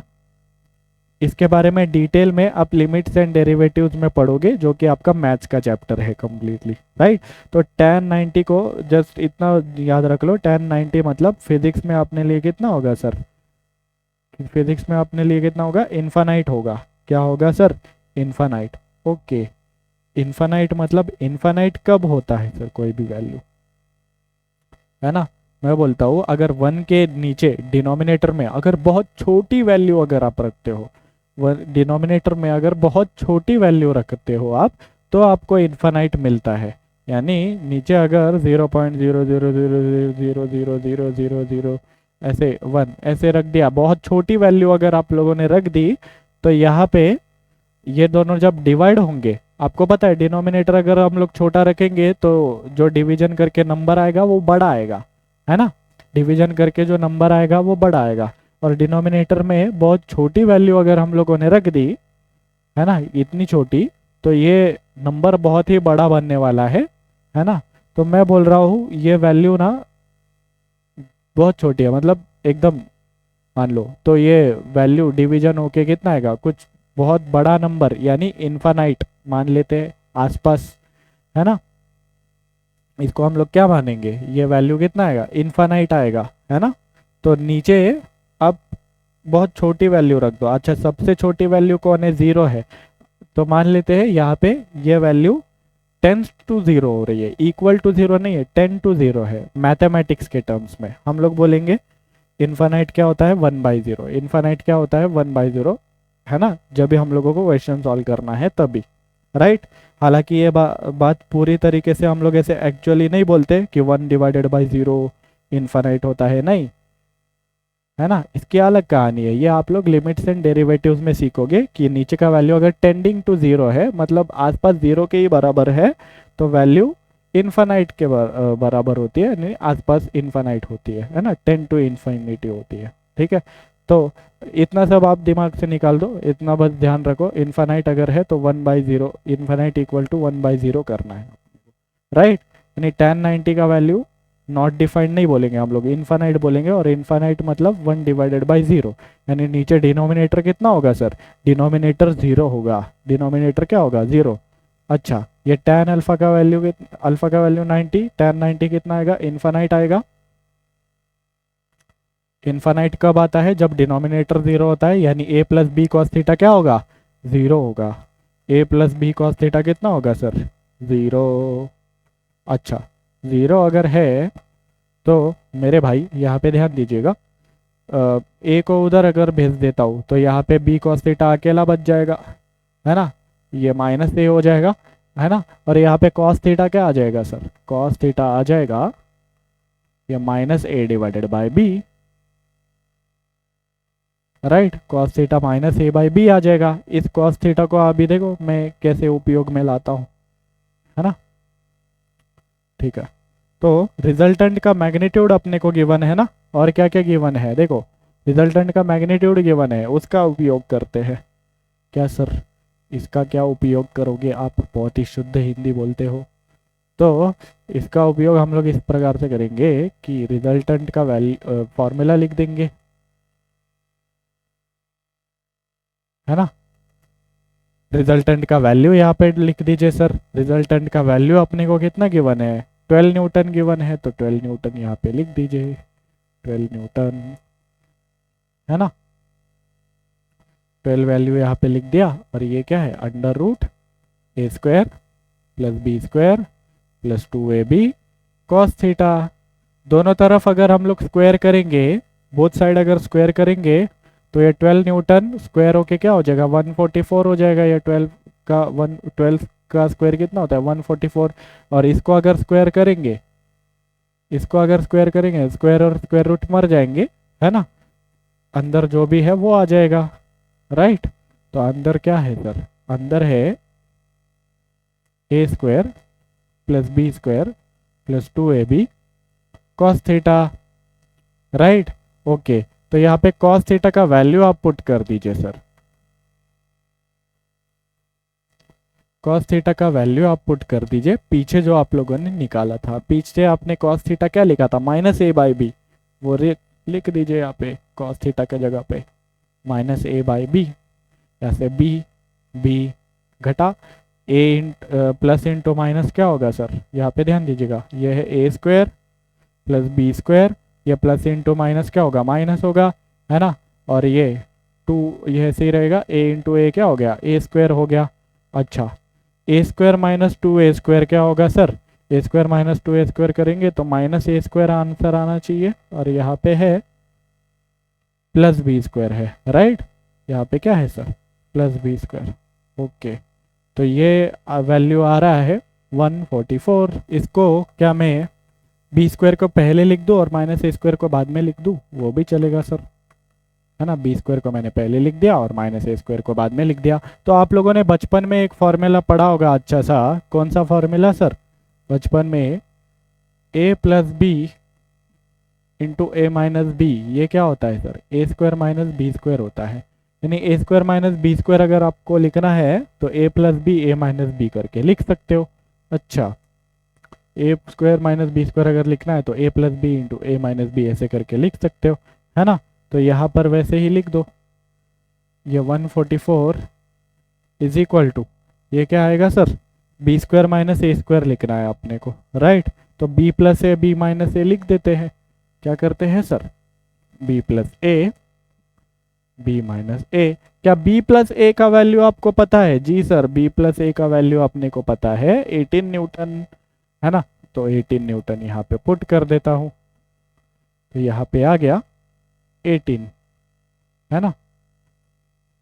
तो ये ये 18 यहाँ पे मल्टीप्लिकेशन में इधर लेके आता हूँ, डिवीजन में चला जाएगा। 144 ऑलरेडी बैठा हुआ था, 18 को यहाँ पे लेके आया, तो ये डिवीजन में आ गया, राइट? तो b माइनस ए कितने के बराबर आएगा यहाँ पे? यहाँ पे आप डिवाइड कर दो। ओके, तो डिवाइड अगर करेंगे तो मैं 6 से डिवाइड कर देता हूँ, है ना? क्या करता हूँ, चलो 9 से डिवाइड कर देते हैं। इसको 9 से करेंगे तो 9 1 जार 9 और 9 6 जार 54 होगा, और ये 9 2 जार 18 आएगा नीचे, है ना? ये 9 2 जार, ये 54 जार, राइट? मतलब सॉरी 16 जार। ये क्या लिख रहे हो सर? 16 jar, right? तो ये b माइनस ए, यहाँ पे 16 डिवाइडेड बाई 2 करेंगे तो क्या आएगा? 8 आएगा, बी माइनस ए का वैल्यू, बी माइनस ए 8 के बराबर है और बी प्लस ए कितना है सर, बी प्लस ए का वैल्यू 18 के बराबर है, राइट। तो यहाँ से आप ए और बी नहीं निकाल सकते? जी सर बिल्कुल निकाल सकते हैं। यहाँ पर दोनों का अगर एडिशन करेंगे ए और माइनस ए कट जाएंगे, बी प्लस बी कितना आ जाएगा 2b, और यहाँ पे 8 प्लस 18 कितना आएगा सर 26 आएगा, राइट। तो 2b इज इक्वल टू 26 है तो b इज इक्वल टू कितना हो जाएगा, 2 को उधर भेज दो, 26 डिवाइडेड बाई 2 हो जाएगा। 26 डिवाइडेड बाई 2 अगर करेंगे तो b इज इक्वल टू कितना आएगा सर 13 के बराबर आएगा। क्या आएगा सर 13, और b का वैल्यू यहाँ पे पुट कर देंगे तो a का वैल्यू अपने को मिल जाएगा, है ना। b माइनस ए, देखो फर्स्ट इक्वेशन में पुट करता हूँ, b माइनस ए कितना है 8 के बराबर, b माइनस ए कितना है 8 के बराबर, है ना। यहाँ पर माइनस ए को उधर भेज देता हूँ, 8 को इधर लेके आता हूँ, 8 को इधर लेके आया तो माइनस 8 हो जाएगा, माइनस ए उधर गया तो ए हो जाएगा, राइट। बी का वैल्यू अपने को पता है 13 के बराबर, तो वो 13 यहाँ पे पुट कर देते हैं, तो 13 माइनस 8 इज इक्वल टू ए हो जाएगा। तो ए का वैल्यू कितना आएगा सर 5 के बराबर आ जाएगा। 13 माइनस 8 कितना होता है सर 5, तो ए का वैल्यू 5 न्यूटन आ गया, राइट। और बी का वैल्यू 13 न्यूटन आ गया। क्लियर? ये तो था पहला मेथड, है ना। तो ऑप्शन कौन सा करेक्ट है सर, ऑप्शन कौन सा करेक्ट है, 5 एंड 13 न्यूटन, है ना। तो ये वाला बी ऑप्शन इज करेक्ट। तो जिन्होंने भी बी आंसर दिया था बहुत अच्छे, राइट। अब सेकेंड मेथड, सेकेंड मेथड है डायग्राम वाला मेथड। क्या है सर, डायग्राम वाला मेथड। अच्छा, आप लोगों ने ए बार को एज्यूम कर लिया है ना एज अ स्मॉलर फोर्स, है ना। तो डायग्राम वाले मेथड से आप इस डेटा को लिख दो। क्या, डायग्राम वाले मेथड से मैं आर बार और स्मॉलर फोर्स बना देता हूँ। आर बार और स्मॉलर फोर्स के बीच में कितना एंगल था 90 डिग्री था। तो डायग्राम की मदद से कैसे दिखाएंगे अपन, समझो ये स्मॉलर फोर्स है ए बार, राइट। ये बड़ा वाला दूसरा फोर्स है बी बार, इसके और आर बार के बीच में कितना एंगल है 90 डिग्री है। तो ये आर बार बना दिया, देखो ये ए बार बी बार और अपोजिट ऑर्डर में आर बार बना दिया। ऐसे डायग्राम बना देंगे तो ये राइट एंगल ट्रायंगल बन गया सर, राइट एंगल ट्रायंगल बन गया, है ना, राइट। ये आर के बराबर है, इसका मैग्नीट्यूड, ये ए का बराबर है और ये बी के बराबर है, राइट। ओके, तो आर का वैल्यू अपने को पता है क्या सर? जी सर, आर का वैल्यू अपने को पता है। दूसरा यहाँ पे और एक बार बना लेता हूँ। आर का वैल्यू अपने को कितना गिवन है, आर का वैल्यू 12 के बराबर गिवन है, ठीक है। ए का वैल्यू गिवन है क्या, ए और बी का वैल्यू नहीं है सर। ए के स्मॉलर फोर्स के मैग्नीट्यूड को मैं अगर एक्स मान लूं, है ना, और ए प्लस बी का वैल्यू अपने को हम लोगों ने गिवन डेटा लिखा था 18 के बराबर गिवन है, इसको अगर x मान लूं तो b कितना आ जाएगा सर, x को उधर भेज दो, है ना। यहाँ पे 18 ऑलरेडी बैठा हुआ है, ये x उधर जाएगा तो माइनस एक्स बन जाएगा। b कितना आ जाएगा सर 18 माइनस एक्स आ जाएगा। तो b को हम लोग लिख सकते हैं 18 माइनस एक्स, क्या लिख सकते हैं सर 18 माइनस एक्स लिख सकते हैं। तो ये b का वैल्यू आ गया 18 माइनस एक्स। ओके, तो यहाँ पे ध्यान दीजिए, ये है 18 माइनस एक्स, है ना, ठीक से लिख देते हैं यहाँ पे, ये है 18 माइनस एक्स और ये है x। तो ये राइट एंगल ट्रायंगल में क्या मैं पाइथागोरस थ्योरम लगा दूं? जी सर बिल्कुल लगा दो। वन साइड का स्क्वायर प्लस सेकेंड साइड का square equal to third side का स्क्वायर, है ना। डायरेक्ट वैल्यूज लिख रहा हूँ, आप प्रॉपरली लिख सकते हो, है ना, राइट। तो 12 का स्क्वायर कितना आ जाएगा सर 144 आ जाएगा। ये x का स्क्वायर है तो इक्वल टू कितना आएगा 18 minus x square. 18 minus x square अगर हम लोग करेंगे तो ए माइनस बी का होल स्क्वायर का फॉर्मूला लगा देंगे। ए माइनस बी का होल स्क्वायर क्या होता है सर, ए square plus B square minus 2ab, है ना। तो ए स्क्वायर यानी 18 का स्क्वायर कर दिया, 18 का स्क्वायर कितना होगा 324 होगा, प्लस बी स्क्वायर यानी एक्स का स्क्वायर माइनस 2a बी कितना है x के बराबर, राइट। ओके, तो यहाँ पे 144 प्लस एक्स स्क्वायर, तो ध्यान दीजिएगा ये 144 plus X square is equal to 324 plus X square और यहाँ पे माइनस 2 इंटू 18 कितना होगा 36, ये x, यहाँ से एक्स स्क्वायर और एक्स स्क्वायर हट जाएंगे, है ना। ये 320 हम लोग यहाँ पे एडजस्टमेंट करते हैं, तो यहाँ पे ध्यान दीजिएगा, यहाँ पर क्या था 144 is equal to 324 minus 36x, यही था ना। ओके, तो इस -36x को यहाँ पे लेके आ जाता हूँ और ये 144 को वहाँ पर घसीट देता हूँ, है ना। तो ये -36x यहाँ पर आ जाएगा, तो क्या हो जाएगा +36x हो जाएगा। यहाँ पे 324 ऑलरेडी बैठा हुआ था, इस 144 को वहाँ पर भेज दिया तो -144 बन जाएगा। ओके, तो 36x इज इक्वल टू कितना आ जाएगा 324 में से 144 हटा दीजिए सर। 324 में से 144 अगर हटाएंगे तो कितना आएगा सर, 6 और 2 कितना होता है 8 होता है, तो ये कितना आ जाएगा 180 आ जाएगा। तो x इज इक्वल टू कितना हो जाएगा सर 180 डिवाइडेड बाय 36, तो x इज इक्वल टू आ जाएगा 5 के बराबर, है ना। x इज इक्वल टू आ जाएगा 5 के बराबर। तो उस स्लाइड में अगर हम लोग जाए तो यहाँ पर ये a का जो मैग्नीट्यूड x माना हुआ था, तो ये जो x है उसका वैल्यू कितना आया है 5, यानी a का मैग्नीट्यूड 5 है। तो ये कितना आ जाएगा 18 माइनस एक्स, कितना आ जाएगा 18 माइनस 5 कर दीजिए, कितना आ जाएगा सर 18 माइनस एक्स का मतलब x का वैल्यू पुट करेंगे 5, तो 18 माइनस 5 इज 13, है ना 13, राइट। तो b का मैग्नीट्यूड आ गया 13, a का मैग्नीट्यूड आ गया 5, राइट। तो 13 एंड 5 जो हम लोगों ने ऑप्शन यहाँ पे टिक किया था, कहा गया वो स्लाइड, यस 13 एंड 5 ये वाला करेक्ट है ना। दो मेथड से हम लोगों ने इसको सॉल्व किया है। क्या आपको बात क्लियर है? जी सर, आगे बढ़ते हैं। तो ये रहा नेक्स्ट क्वेश्चन, जेईई मेन 2020 का सवाल है। सवाल में क्या लिखा हुआ है, the sum of two forces p bar and Q bar is r. P bar and Q bar का सम है r, such that mod of are bar is equal to mod of p bar. अच्छा, r bar and p bar का जो magnitude है वो same है, तो the angle theta in degrees that the resultant of two p bar and Q bar will make with Q bar. मतलब 2p bar and Q bar का जो resultant होगा वो क्यू बार के साथ कितना एंगल बनाएगा वो अपने को निकालना है। अच्छा, तो ऐसा है, तो गिवन डेटा के अनुसार हम लोग काम करते हैं। गिवन डेटा यहाँ पे क्या दिया हुआ है mod of are bar is equal to p bar, इन दोनों का मैग्नीट्यूड सेम है। अच्छा, तो मॉड ऑफ आर बार यानी रिजल्टेंट का मैग्नीट्यूड निकालने का क्या फॉर्मूला है sir, P square plus q square plus 2pq cos theta, ये फॉर्मूला है ना। इसमें अगर हम लोग पुट कर दे तो क्या होगा, दोनों तरफ स्क्वायर कर दीजिए सबसे पहले तो R square is equal to, ये अगर यहाँ पे स्क्वायर करेंगे तो स्क्वायर रूट हट जाएगा। ओके, तो यहाँ पे क्या आ जाएगा p square plus q square plus 2pq cos theta आ जाएगा, राइट। ओके, तो आर का जो मैग्नीट्यूड है वो पी बार के मैग्नीट्यूड के बराबर है, यानी are is equal to P, है ना। ये इसको ऐसे भी रिप्रेजेंट कर सकते हैं पी के जैसे, इसको भी ऐसे रिप्रेजेंट कर सकते हैं आर, यानी are is equal to p आ गया। तो आर के जगह पे पी लिख देता हूँ।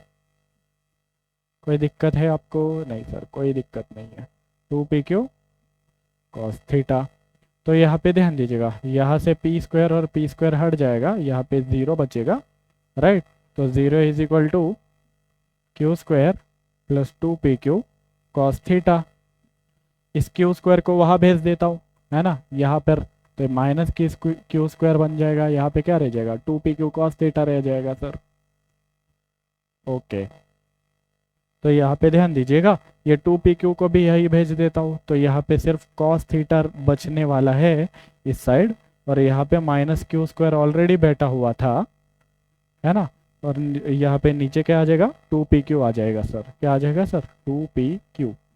यहाँ से एक क्यू हटा, यहाँ से एक क्यू हटा, तो कॉस थीटा यहाँ पे कितना आया सर, कॉस थीटा आ गया -q/2p। अच्छा, ओके, तो और क्या अपने को क्या निकालना है, angle theta in between resultant of 2p bar and Q bar. 2p bar and Q bar का रिजल्टेंट और क्यू बार, इन दोनों के बीच में एंगल निकालना है। अच्छा, किनके और किनके बीच में, 2p bar and Q bar, इनका जो रिजल्टेंट है, रिजल्टेंट एंड क्यू बार, इन दोनों के बीच में, इनके रिजल्टेंट और क्यू बार के बीच में अपने को एंगल निकालना है। तो हम लोग क्या करेंगे, वो फॉर्मूला यूज कर देंगे। कौन सा सर? यहाँ पर देखो फर्स्ट वेक्टर कौन है, 2p बार, सेकेंड वेक्टर कौन है, क्यू बार। अच्छा, तो सेकेंड वेक्टर के बीच में और रिजल्टेंट के बीच में एंगल निकालना है, तो यानी tan बीटा अपने को कैलकुलेट करना है। tan बीटा क्या होता है सर? tan बीटा होता है, tan बीटा मतलब ये किसके और किसके बीच में एंगल निकाल रहे हैं हम लोग, 2p bar and Q bar का जो रिजल्टेंट है एंड जो क्यू बार है, उन दोनों के बीच में एंगल निकाल रहे हैं ना। तो क्यू बार को मत लिखिए, जो फर्स्ट वेक्टर है उसको लिखिए, है ना। फर्स्ट वेक्टर कौन है रिजल्टेंट का, ये 2p, वो लिखिए, साइन थीटा जोड़ दीजिए। वहां पे फर्स्ट वेक्टर a था या p था, है ना, इसलिए p sine theta p cos theta लिख रहे थे। यहाँ पर फर्स्ट वेक्टर p या a नहीं है, यहाँ पर कौन है, 2p है ना। तो फर्स्ट वेक्टर के साथ साइन थीटा जोड़ा, फर्स्ट वेक्टर के साथ कॉस थीटा जोड़ा, और प्लस यहाँ पे क्या कर दिया, ये क्यू को जोड़ दिया, क्यू के साथ एंगल निकाल रहे हैं ना, तो क्यू जोड़ दिया। तो यहाँ पे ध्यान दीजिएगा, अगर ऐसा करेंगे सर तो 2p साइन थीटा का वैल्यू अपने को पता है क्या सर? नहीं, साइन थीटा का वैल्यू पता है क्या? तो यहाँ पे ध्यान दीजिए, क्वेश्चन में दिया है क्या कुछ साइन थीटा का वैल्यू? नहीं दिया है। तो साइन थीटा का तो वैल्यू अपने को पता नहीं है, तो 2p साइन थीटा लिख देंगे। ओके, कॉस थीटा का वैल्यू पता है क्या सर? कॉस थीटा देखो यहाँ पे, कॉस थीटा यहाँ पे पुट करना पड़ेगा। कॉस थीटा का वैल्यू यहाँ पे पीछे हम लोगों ने निकाला है माइनस क्यू बाई 2p के बराबर, क्या sir? Minus Q by 2p के बराबर। ओके, तो यहाँ पे पुट कर देते हैं, तो 2p और 2p हट जाएगा, ये क्या आ जाएगा sir? 2p sign theta divided bye, नीचे है q और यहाँ पर है प्लस इंटू माइनस, ये माइनस आ जाएगा, और यहाँ पर भी क्या आ जाएगा, q। ये क्या देखने मिल रहा है सर? अच्छा, ये q माइनस क्यू तो जीरो हो जा रहा है, मतलब ये डिनोमिनेटर में क्या आ जाएगा सर? जीरो आ जाएगा। ये क्या आ जाएगा सर? जीरो। और डिनोमिनेटर में अगर जीरो आ गया मतलब ये नॉट डिफाइंड वैल्यू। मैंने बोला था फिजिक्स में नॉट डिफाइंड मत बोलो, डिवाइडेड बाय जीरो अगर आ गया इसका मतलब इन्फानाइट आंसर आने वाला है। क्या आने वाला है सर? इन्फानाइट। ओके, तो यहाँ पे ध्यान देना, tan beta divided by zero यानी ऑलमोस्ट इन्फानाइट के बराबर आंसर आएगा, राइट। इन्फानाइट या नॉट डिफाइंड आपके मैथमेटिक्स के लैंग्वेज में, तो tan कितना नॉट डिफाइंड होता है या इन्फानाइट होता है ना। यहाँ पे बीटा कितना रखूँ ताकि नॉट डिफाइंड या इन्फानाइट आ जाए? बीटा यहाँ पे 90 डिग्री रख दो सर। क्या रख दो? 90 डिग्री, क्योंकि tan 90 डिग्री ही क्या होता है सर? नॉट डिफाइंड होता है, या फिजिक्स के टर्म्स में इन्फानाइट होता है, राइट। क्लियर? ओके, तो बीटा का वैल्यू 90 डिग्री है सर। एंगल कितना है? 2p bar and Q bar का रिजल्टेंट और क्यू बार के बीच में 90 डिग्री है, राइट। ओके, तो ये न्यूमेरिकल टाइप क्वेश्चन था, मतलब इंटीजर टाइप क्वेश्चन था, आपको नंबर्स में आंसर देना था, तो 90 डिग्री ये करेक्ट आंसर। क्लियर? ओके, तो आगे बढ़ते हैं सर। तो नेक्स्ट क्वेश्चन ये रहा, तो नेक्स्ट क्वेश्चन यहाँ पे देखिए, the resultant of A bar and B bar makes an angle alpha with A bar and beta with B bar. ये तो आपने को ऑलरेडी पता है, ए बार एंड बी बार का रिजल्टेंट ए बार के साथ जो एंगल बनाता है उसको हम लोग अल्फा बोलते हैं, और बी बार के साथ जो एंगल बनाता है उसको हम लोग बीटा बोलते हैं। ओके, तो स्टेटमेंट 1 क्या है? Alpha is less than beta, है ना। Mod of A bar alpha is less than beta if mod of A bar is less than B bar. अभी यहाँ पे ध्यान दीजिएगा, मैंने ये आपको ऑलरेडी बताया हुआ है, क्या समझो। यहाँ पे अगर ये ए बार है, ये बी बार है, रिजल्टेंट हम लोग कैसे बनाएंगे? पैरेललोग्राम लॉ के हिसाब से इसको पैरेलली शिफ्ट करेंगे, इसको पैरेलली शिफ्ट करेंगे, ये जो आएगा बीच में इन दोनों के टेल से लेके इन दोनों के हेड तक, ये क्या होगा? रिजल्टेंट होगा, है ना। और ये रिजल्टेंट ए बार के साथ जो एंगल बना रहा है उसको अल्फा बोलेंगे, बी बार के साथ जो एंगल बना रहा है उसको क्या बोलेंगे? बीटा बोलेंगे, right. Okay, if alpha is less than beta, alpha is less than beta, alpha छोटा है बीटा से, अल्फा छोटा है बीटा से, तो मैंने आपको पिछले लेक्चर में एक कॉन्सेप्ट बताया था। क्या बताया था सर? अल्फा उसके साथ कम एंगल बनाता है, मतलब क्या बोल रहा हूँ मैं, रिजल्टेंट उसके साथ कम एंगल बनाता है, उस वेक्टर के साथ कम एंगल बनाता है जो वेक्टर का मैग्नीट्यूड ज्यादा होता है ना, जो वेक्टर का मैग्नीट्यूड ज्यादा होता है। यानी यहाँ पे क्या लिखा हुआ, alpha is less than beta, यानी ये अल्फा छोटा है, यानी आर बार यहाँ पर इस तरफ किसका है ज्यादा, तभी ये बीटा बड़ा होगा, अल्फा छोटा होगा। आर बार इस तरफ किसका हुआ है, मतलब ए बार के पास में है, मतलब किसका मैग्नीट्यूड बड़ा होगा, ए बार का मैग्नीट्यूड बड़ा होगा बी बार से, राइट। तो ये सही है क्या? ए बार का मैग्नीट्यूड छोटा लिखा हुआ है, ये तो सही नहीं है सर। अगर alpha is less than beta है तो ए बार, मॉड ऑफ ए बार क्या होना चाहिए, बड़ा होना चाहिए। तो यहाँ पे देखो ये स्टेटमेंट 2 में करेक्ट लिखा हुआ है, राइट। ओके, और अल्फा और बीटा दोनों इक्वल है, तो अल्फा और बीटा दोनों इक्वल है तो सेम एंगल बना रहा है, मतलब दोनों से। तो ऐसा कब होता है, दोनों इक्वल है मतलब एंगल बाइसेक्टर पे है are bar, right. Are bar angle bisector पे, आर बार एंगल बाइसेक्टर पे कब होता है, जब उन दोनों का मैग्नीट्यूड सेम होता है, दोनों वेक्टर्स का। ये भी मैंने आपको लेक्चर में बताया था, ए बार एंड बी बार का मैग्नीट्यूड सेम होता है तब, है ना। तो अल्फा और बीटा दोनों एंगल इक्वल है if A bar and B bar का जो मैग्नीट्यूड है वो सेम है। ये करेक्ट है क्या? जी सर, ये भी करेक्ट है ना।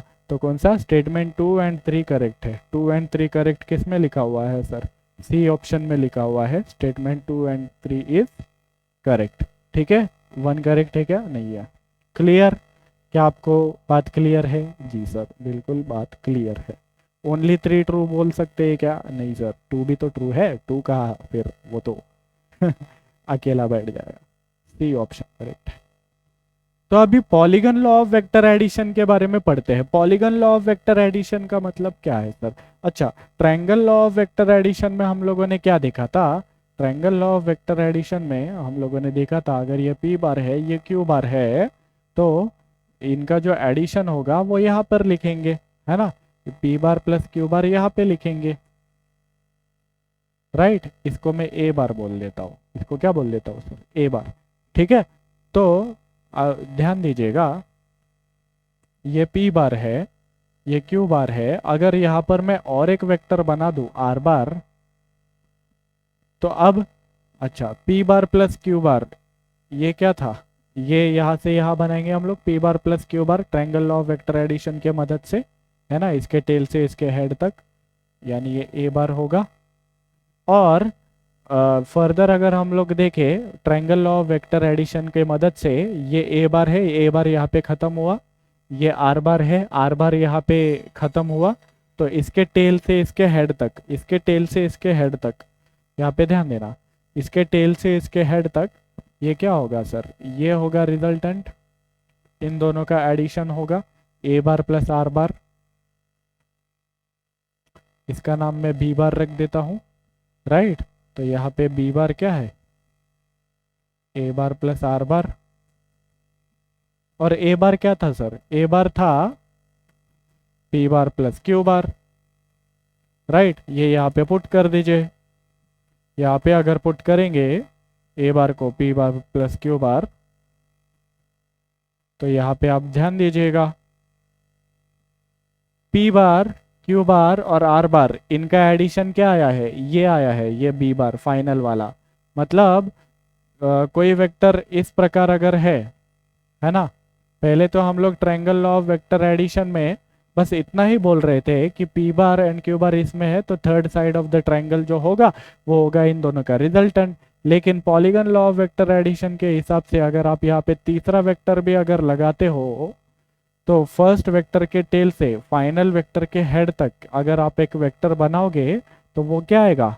ये देखो, ये बी बार क्या है? P bar plus Q bar plus r bar, इन तीनों का एडिशन होगा, इन तीनों का एडिशन होगा। चाहे आप कितने भी साइड्स बना लो, फिर क्या करो, कितने भी साइड्स बना लो। अच्छा, और साइड्स अगर बना के देखे तो ठीक है, और साइड्स बनाते हैं। तो मैं अभी कुछ इस प्रकार बनाता हूँ, देखो, यह है पी बार, यह है क्यू बार, ये है आर बार, ये है एस बार, और ये है कौन सा, टी बार। ठीक है, तो यहाँ पे ध्यान दीजिएगा, इन अभी तो अभी ये जो हम लोग बनाएंगे फर्स्ट वेक्टर के टेल से लेके लास्ट वेक्टर के हेड तक, है ना, ये कितने के बराबर आएगा। अच्छा, इसका अगर वैल्यू निकालना है तो आप पहले एक काम कीजिए, इन दोनों में triangle law of vector addition अगर आप लगाओगे तो ये वेक्टर कितने के बराबर आएगा, P bar plus Q bar के बराबर, है ना। इसको ए बार नाम दे देता हूँ, P bar plus Q bar के बराबर है ये।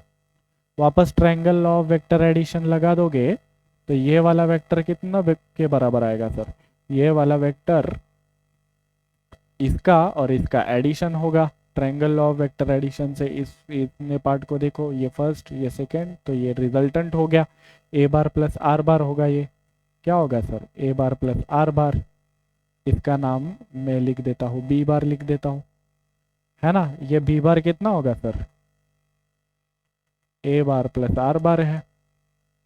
ए बार का वैल्यू कितना है सर, ए बार का वैल्यू तो पी प्लस क्यू है, P bar plus Q, right. ये बी बार कितना हो गया, P plus Q plus R, ये बी कितना हो गया, P plus Q plus R. देखो पी क्यू आर, आर इधर एंड हो रहा है तो फर्स्ट से ये आर तक ये कितना हो गया, ये वेक्टर कितना आया, P plus Q plus R आया। अच्छा, ये कितना आएगा, इधर से अगर ये वाला वेक्टर ले ले, है ना, इसके टेल से इधर तक, तो ये कितना आएगा, ये देखना इधर से इधर, ये टेल से, फर्स्ट वेक्टर के टेल से यहाँ तक अगर मैंने लिया था तो p प्लस क्यू आया था, यहाँ तक अगर मैंने लिया था तो p plus Q plus R आया था, यहाँ पर अगर लूंगा तो p plus Q plus are plus S आने वाला है। अच्छा, अगर आपको बिलीव नहीं है तो देख लीजिए, तो यहाँ पे ध्यान दीजिएगा, ये triangle law of vector addition से वापस ये first vector second vector tail से लेके हेड तक, है ना, यहाँ पर फर्स्ट वेक्टर के टेल से दूसरे वेक्टर के हेड तक, ये क्या होगा, रिजल्टेंट होगा। इसका नाम सी बार रख देता हूँ। ये सी बार कितना आएगा, first vector and second vector का एडिशन। फर्स्ट वेक्टर तो है बी बार और सेकंड वेक्टर तो है एस बार, है ना। ये बी बार का वैल्यू कितना है सर, बी बार का value P plus Q plus R है, राइट। और यहाँ पे एस बार है अकेला, तो सी बार कितना आया सर, सी बार आया P plus Q plus are plus S, right. ये सी बार आ गया, ओके। तो ये वाला फाइनल, इसको यू बार नाम दे देता हूँ। तो यहाँ पे triangle law of vector addition लगाएंगे तो ये फर्स्ट वेक्टर सेकंड वेक्टर और इनका रिजल्टेंट क्या होगा, ये होगा ऑपोजिट ऑर्डर में, राइट। इनका रिजल्टेंट कितने के बराबर आएगा सर, इनका रिजल्टेंट आएगा first vector plus second vector, right. तो फर्स्ट वेक्टर कितना है, सी बार, सेकेंड वेक्टर कितना है, टी बार, इनका एडिशन ये होगा, यू बार होगा, ओके। तो ये यू बार कितना होगा, ये फर्स्ट वेक्टर जो सी बार के बराबर है प्लस ये जो सेकंड वेक्टर है जो टी बार के बराबर है, राइट, ओके। तो ये सी बार का वैल्यू कितना है sir, P plus Q plus are plus S, P plus Q plus are plus S, और यहाँ पे टी है, राइट। तो ये लास्ट वाला कितना है sir, p plus Q plus are plus s. यानी polygon law of vector addition के हिसाब से, polygon law of vector addition के हिसाब से अगर आपको दो वेक्टर्स दिए हुए हैं इस प्रकार, है ना, तो तीसरा क्या होगा सर, तीसरा ऑपोजिट ऑर्डर में बनाओगे तो p प्लस क्यू आ जाएगा। अगर तीन वेक्टर्स आपको दिए हुए हैं इस तरीके से, तो ये चौथा वेक्टर अगर आप अपोजिट ऑर्डर में बनाओगे, ये कैसे जा रहे थे, एंटी क्लॉकवाइज जा रहे थे, ये क्लॉकवाइज में अगर आप बनाओगे, है ना, तो ये कितना आएगा sir, p plus Q plus R आएगा। जैसे पिछले एग्जाम्पल में हम लोगों ने देखा था, ये कितना आया था, p plus Q plus R आया था, ओके। और अगर आप सर यहाँ पर p प्लस क्यू प्लस मतलब p क्यू आर यहाँ पे s भी अगर बना दोगे तो ये वाला अपोजिट ऑर्डर में दूसरा साइड क्या आ जाएगा, ये फर्स्ट 1 2 3 एंड 4, ये चार साइड से ये फिफ्थ साइड कितना आएगा sir, P plus Q plus are plus s आ जाएगा, बाकी सबका एडिशन। राइट, तो आप कितने भी साइड्स बनाओ, है ना, इसीलिए पॉलीगन बोला है। पॉलीगन मतलब जिसके बहुत सारे साइड्स है ना। तो आप कितने भी साइड्स बनाओ, यहाँ पर समझो मैंने कुछ ऐसे बना दिया, right, are bar, s bar, है ना, t bar, u bar, v bar, है ना। तो ये फाइनल वाला होगा, जो होगा ये इन सभी का एडिशन होगा, P plus Q plus are plus S, ये सब। तो फाइनल वाला कितना होगा sir, P plus Q plus are plus S plus T plus U plus V. ठीक है, इन सभी का एडिशन होता है, लेकिन अपोजिट ऑर्डर में बनाना है आपको। क्या करना है सर, अपोजिट ऑर्डर में। अच्छा, तो मेरे एक सवाल का आप जवाब दीजिएगा, मेरे एक सवाल का जवाब दीजिएगा। तो अगर सर कुछ इस प्रकार है, ये vectors,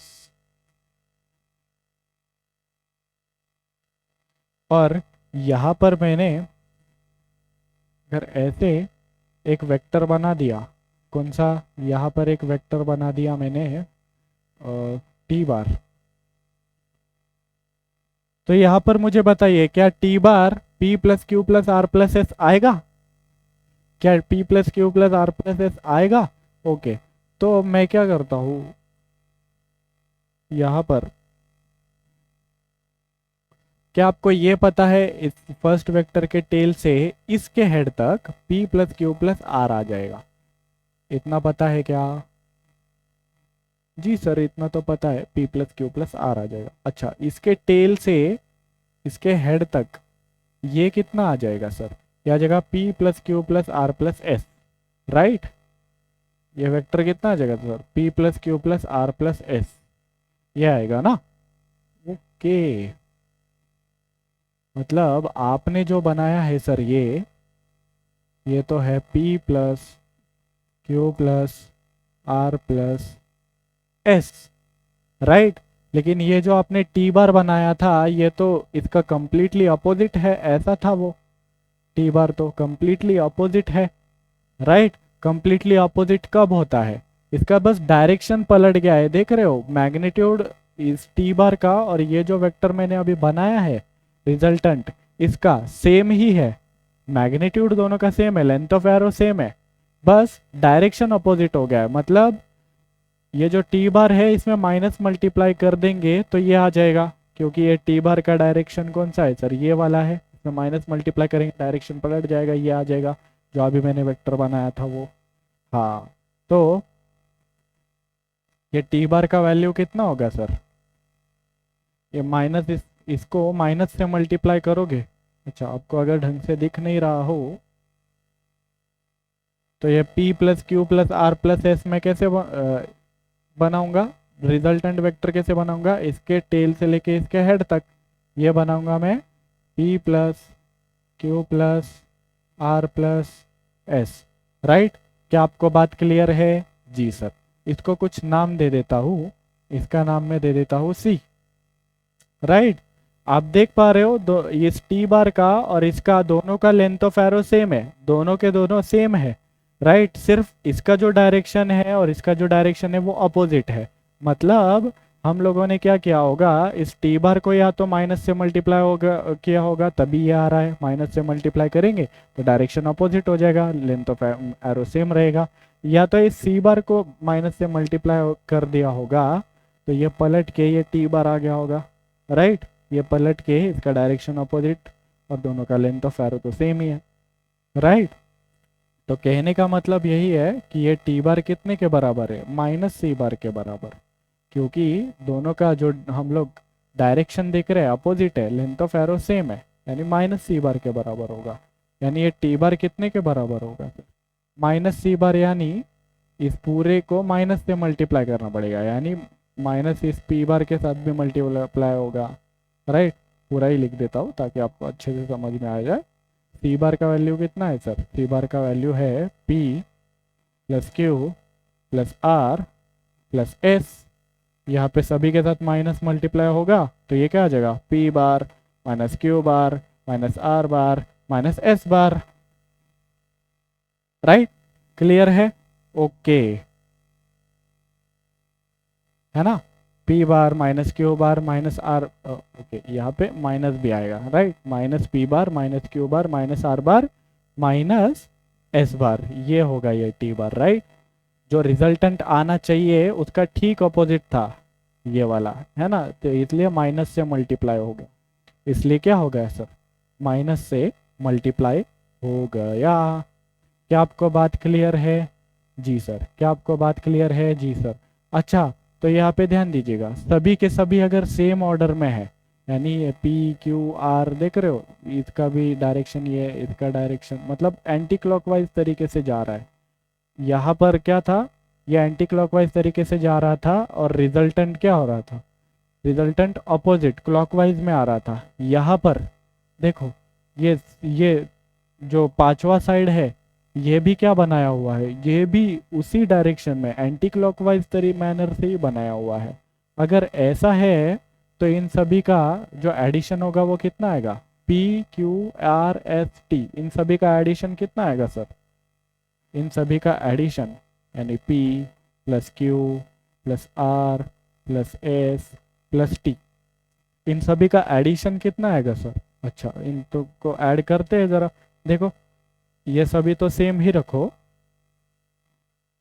P plus Q plus are plus S, और यहाँ पे T का वैल्यू डाल दो। T का वैल्यू कितना है, minus P minus Q minus R minus S, ये डाल दो यहाँ पे। तो minus P minus Q minus R minus S, है ना। यहाँ पे P माइनस पी हटे, Q माइनस क्यू हटे, R माइनस क्यू हट गए, S माइनस एस हट गए, यानी यहाँ जीरो वैल्यू आएगा सर। क्या आएगा सर, जीरो, जीरो। अच्छा, वेक्टर्स माइनस हुए हैं, है ना, तो ये जो जीरो आएगा ये भी एक वेक्टर ही होगा। इसके बारे में मैं आपको अभी बताता हूँ थोड़ी देर में। तो ये P plus Q plus are plus S plus T, इसका वैल्यू कितना आ रहा है सर, इसका वैल्यू जीरो आ रहा है। इसका वैल्यू कितना आ रहा है सर, जीरो के बराबर। क्या आपको बात क्लियर है? जी सर। इसका वैल्यू कितना आया, जीरो, यानी सेम ऑर्डर में अगर सारे साइड गिवन है आपको, तो आपको क्या समझना है, सभी का सम कितना होगा सर, जीरो के बराबर होगा। सभी का सम कितना होगा सर, जीरो के बराबर। अच्छा, तो इस जीरो बार के में ये जो जीरो बार लिखा हुआ है, ओ बार लिखा हुआ है, इसका मतलब क्या है सर, ये नल वेक्टर लिखा हुआ है। क्या है, नल वेक्टर। अच्छा, किसी वेक्टर्स का एडिशन या सब्ट्रैक्शन अगर हम लोग करेंगे, जैसे दो मासेस का अगर एडिशन या सब्ट्रैक्शन करेंगे, तो आंसर में क्या आएगा सर, 5 kg मास ही आएगा, केजी में ही आएगा। राइट, 2 मीटर्स का करेंगे तो 2 मीटर प्लस 3 मीटर, अगर ऐसा करेंगे तो आंसर जो होगा वो भी मीटर आएगा। राइट, तो दो स्केलर्स का अगर एडिशन करेंगे तो स्केलर ही आता है। वैसे ही दो वेक्टर्स का अगर हम लोग एडिशन करेंगे, दो वेक्टर्स का अगर हम लोग एडिशन करेंगे तो तीसरा जो क्वांटिटी होगा वो भी तो एक वेक्टर ही होगा, तीसरा जो होगा वो भी तो एक वेक्टर ही होगा। तो दो वेक्टर्स का जब हम लोग एडिशन सब्ट्रैक्शन करते हैं तो रिजल्ट में जो आता है वो भी तो एक वेक्टर ही होगा। तो इनका एडिशन या सब्ट्रैक्शन जब भी हम लोगों ने किया तो रिजल्ट में जो आया वो भी तो एक वेक्टर ही होना चाहिए, सिर्फ जीरो नहीं लिख सकते, क्योंकि सिर्फ जीरो लिखेंगे तो वो एक नंबर हो गया, ये वो एक स्केलर क्वांटिटी हो गया। राइट, तो सिर्फ जीरो नहीं लिखेंगे, जीरो बार लिखेंगे। क्या लगा देंगे, इस ओ के ऊपर बाल लगा देंगे। ये होता है नल वेक्टर। क्या होता है सर, नल वेक्टर होता है। क्या होता है सर, नल वेक्टर। ओके, यानी जीरो वेक्टर। ठीक है, तो वही हमारा अगला टॉपिक है, जीरो वेक्टर क्या होता है सर, इसको हम लोग दूसरा नाम भी बोलते हैं, नल वेक्टर होते हैं। और ये जो जीरो वेक्टर है, ये जो जीरो वेक्टर है, इसका मैग्नीट्यूड कितना होता है सर, इसका मैग्नीट्यूड जीरो। अच्छा, मैग्नीट्यूड तो था सर लेंथ ऑफ एरो, इसका मैग्नीट्यूड जीरो है, ओ बार का मैग्नीट्यूड जीरो है, इसका मतलब इसका लेंथ ऑफ एरो तो जीरो होगा, मतलब ये पॉइंट आ जाएगा, है ना। एरो के लेंथ जीरो है, मतलब देखो ये तो घट गया, ऐसे इतना ही आ जाएगा, पॉइंट आ जाएगा। मैग्नीट्यूड 0 रखो ना, लेंथ ऑफ एरो 0 कर दो, पॉइंट आ जाएगा ये तो। ओ अच्छा, अगर ये पॉइंट आ गया इसका मतलब सर इसका तो हेड या टेल रहा ही नहीं, तो हम लोग डायरेक्शन कैसे पता लगाएंगे? डायरेक्शन पता लगाने के लिए तो यहाँ पे कुछ हेड या टेल बचा ही नहीं है, राइट, है ना। डायरेक्शन कैसे पता लगेगा, है ना। डायरेक्शन पता लगाने के लिए यहाँ पर तो कोई हेड या टेल गिवन ही नहीं है। ओके, तो डायरेक्शन यहाँ पे इस नल वेक्टर का नहीं होता है, इसका होता है आर्बिट्ररी डायरेक्शन। क्या होता है सर? आर्बिट्ररी डायरेक्शन मतलब अभी ये पॉइंट है, पॉइंट का तो कोई डायरेक्शन है नहीं। अगर आप बोलोगे कि ये ओ बार एक वेक्टर क्वांटिटी है, जीरो वेक्टर इसको हम लोग बोलते हैं, लेकिन इसका पास डायरेक्शन ही नहीं है, तो वो काहेगा वेक्टर क्वांटिटी, राइट। लेकिन ऐसा तो हो नहीं सकता है ना कि कोई वेक्टर क्वांटिटी और उसके पास डायरेक्शन ना हो, तो हम बोल देते हैं आर्बिट्ररी डायरेक्शन है। मतलब कोई भी डायरेक्शन ले लो, इस पॉइंट का डायरेक्शन ये भी हो सकता है, ये भी हो सकता है, ये भी हो सकता है, ये भी हो सकता है, ये भी हो सकता है, कोई भी रैंडम डायरेक्शन हो सकता है इसका। क्या हो सकता है? इसका कोई भी रैंडम डायरेक्शन हो सकता है। क्या आपको बात क्लियर है? जी सर। तो नल वेक्टर के बारे में या जीरो वेक्टर के बारे में अपने को क्या पता चला? इस नल वेक्टर का जो मैग्नीट्यूड होता है वो 0 होता है, और इसका आर्बिट्ररी डायरेक्शन होता है, उसको हम लोग ओ बार से रिप्रेजेंट करते हैं। क्या सर? ओ बार से रिप्रेजेंट करते हैं। क्या आपको बात क्लियर है? जी सर, बिल्कुल बात क्लियर है। ओके, तो आज के लिए बस इतना ही था। अगर आपको लेक्चर पसंद आया है तो लाइक कीजिए, इस वीडियो के नीचे कमेंट कीजिए कमेंट सेक्शन में अगर आपका आंसर करेक्ट आया है तो। और अगर आपका आंसर करेक्ट नहीं आया है तो भी आपको निराश होने की कोई बात नहीं है। जैसे जैसे आप क्वेश्चंस और सॉल्व करते जाओगे वैसे वैसे आपके आंसर्स करेक्ट आने लग जाएंगे। अगर आपको कोई भी डाउट हो तो भी आप कमेंट कर सकते हो। ये लेक्चर अगर आपको पसंद आया तो आपके दोस्तों में ज़रूर शेयर कीजिएगा ताकि उनको भी इन लेक्चर्स का बेनिफिट हो, है ना। और चैनल को अगर आप लोगों ने अब तक सब्सक्राइब नहीं किया है तो सब्सक्राइब कर लीजिए और इसका बेल आइकन प्रेस कर दीजिए ताकि कोई भी लेक्चर का नोटिफिकेशन आपसे छूटे ना। ओके, तो चलिए अगले लेक्चर में हम लोग मिलते हैं। बहुत सारे इंटरेस्टिंग से क्वेश्चंस अगले लेक्चर में भी हम लोग करेंगे। तब तक के लिए सीखते रहिए, सिखाते रहिए एंड प्रैक्टिस करते रहिए। बाय।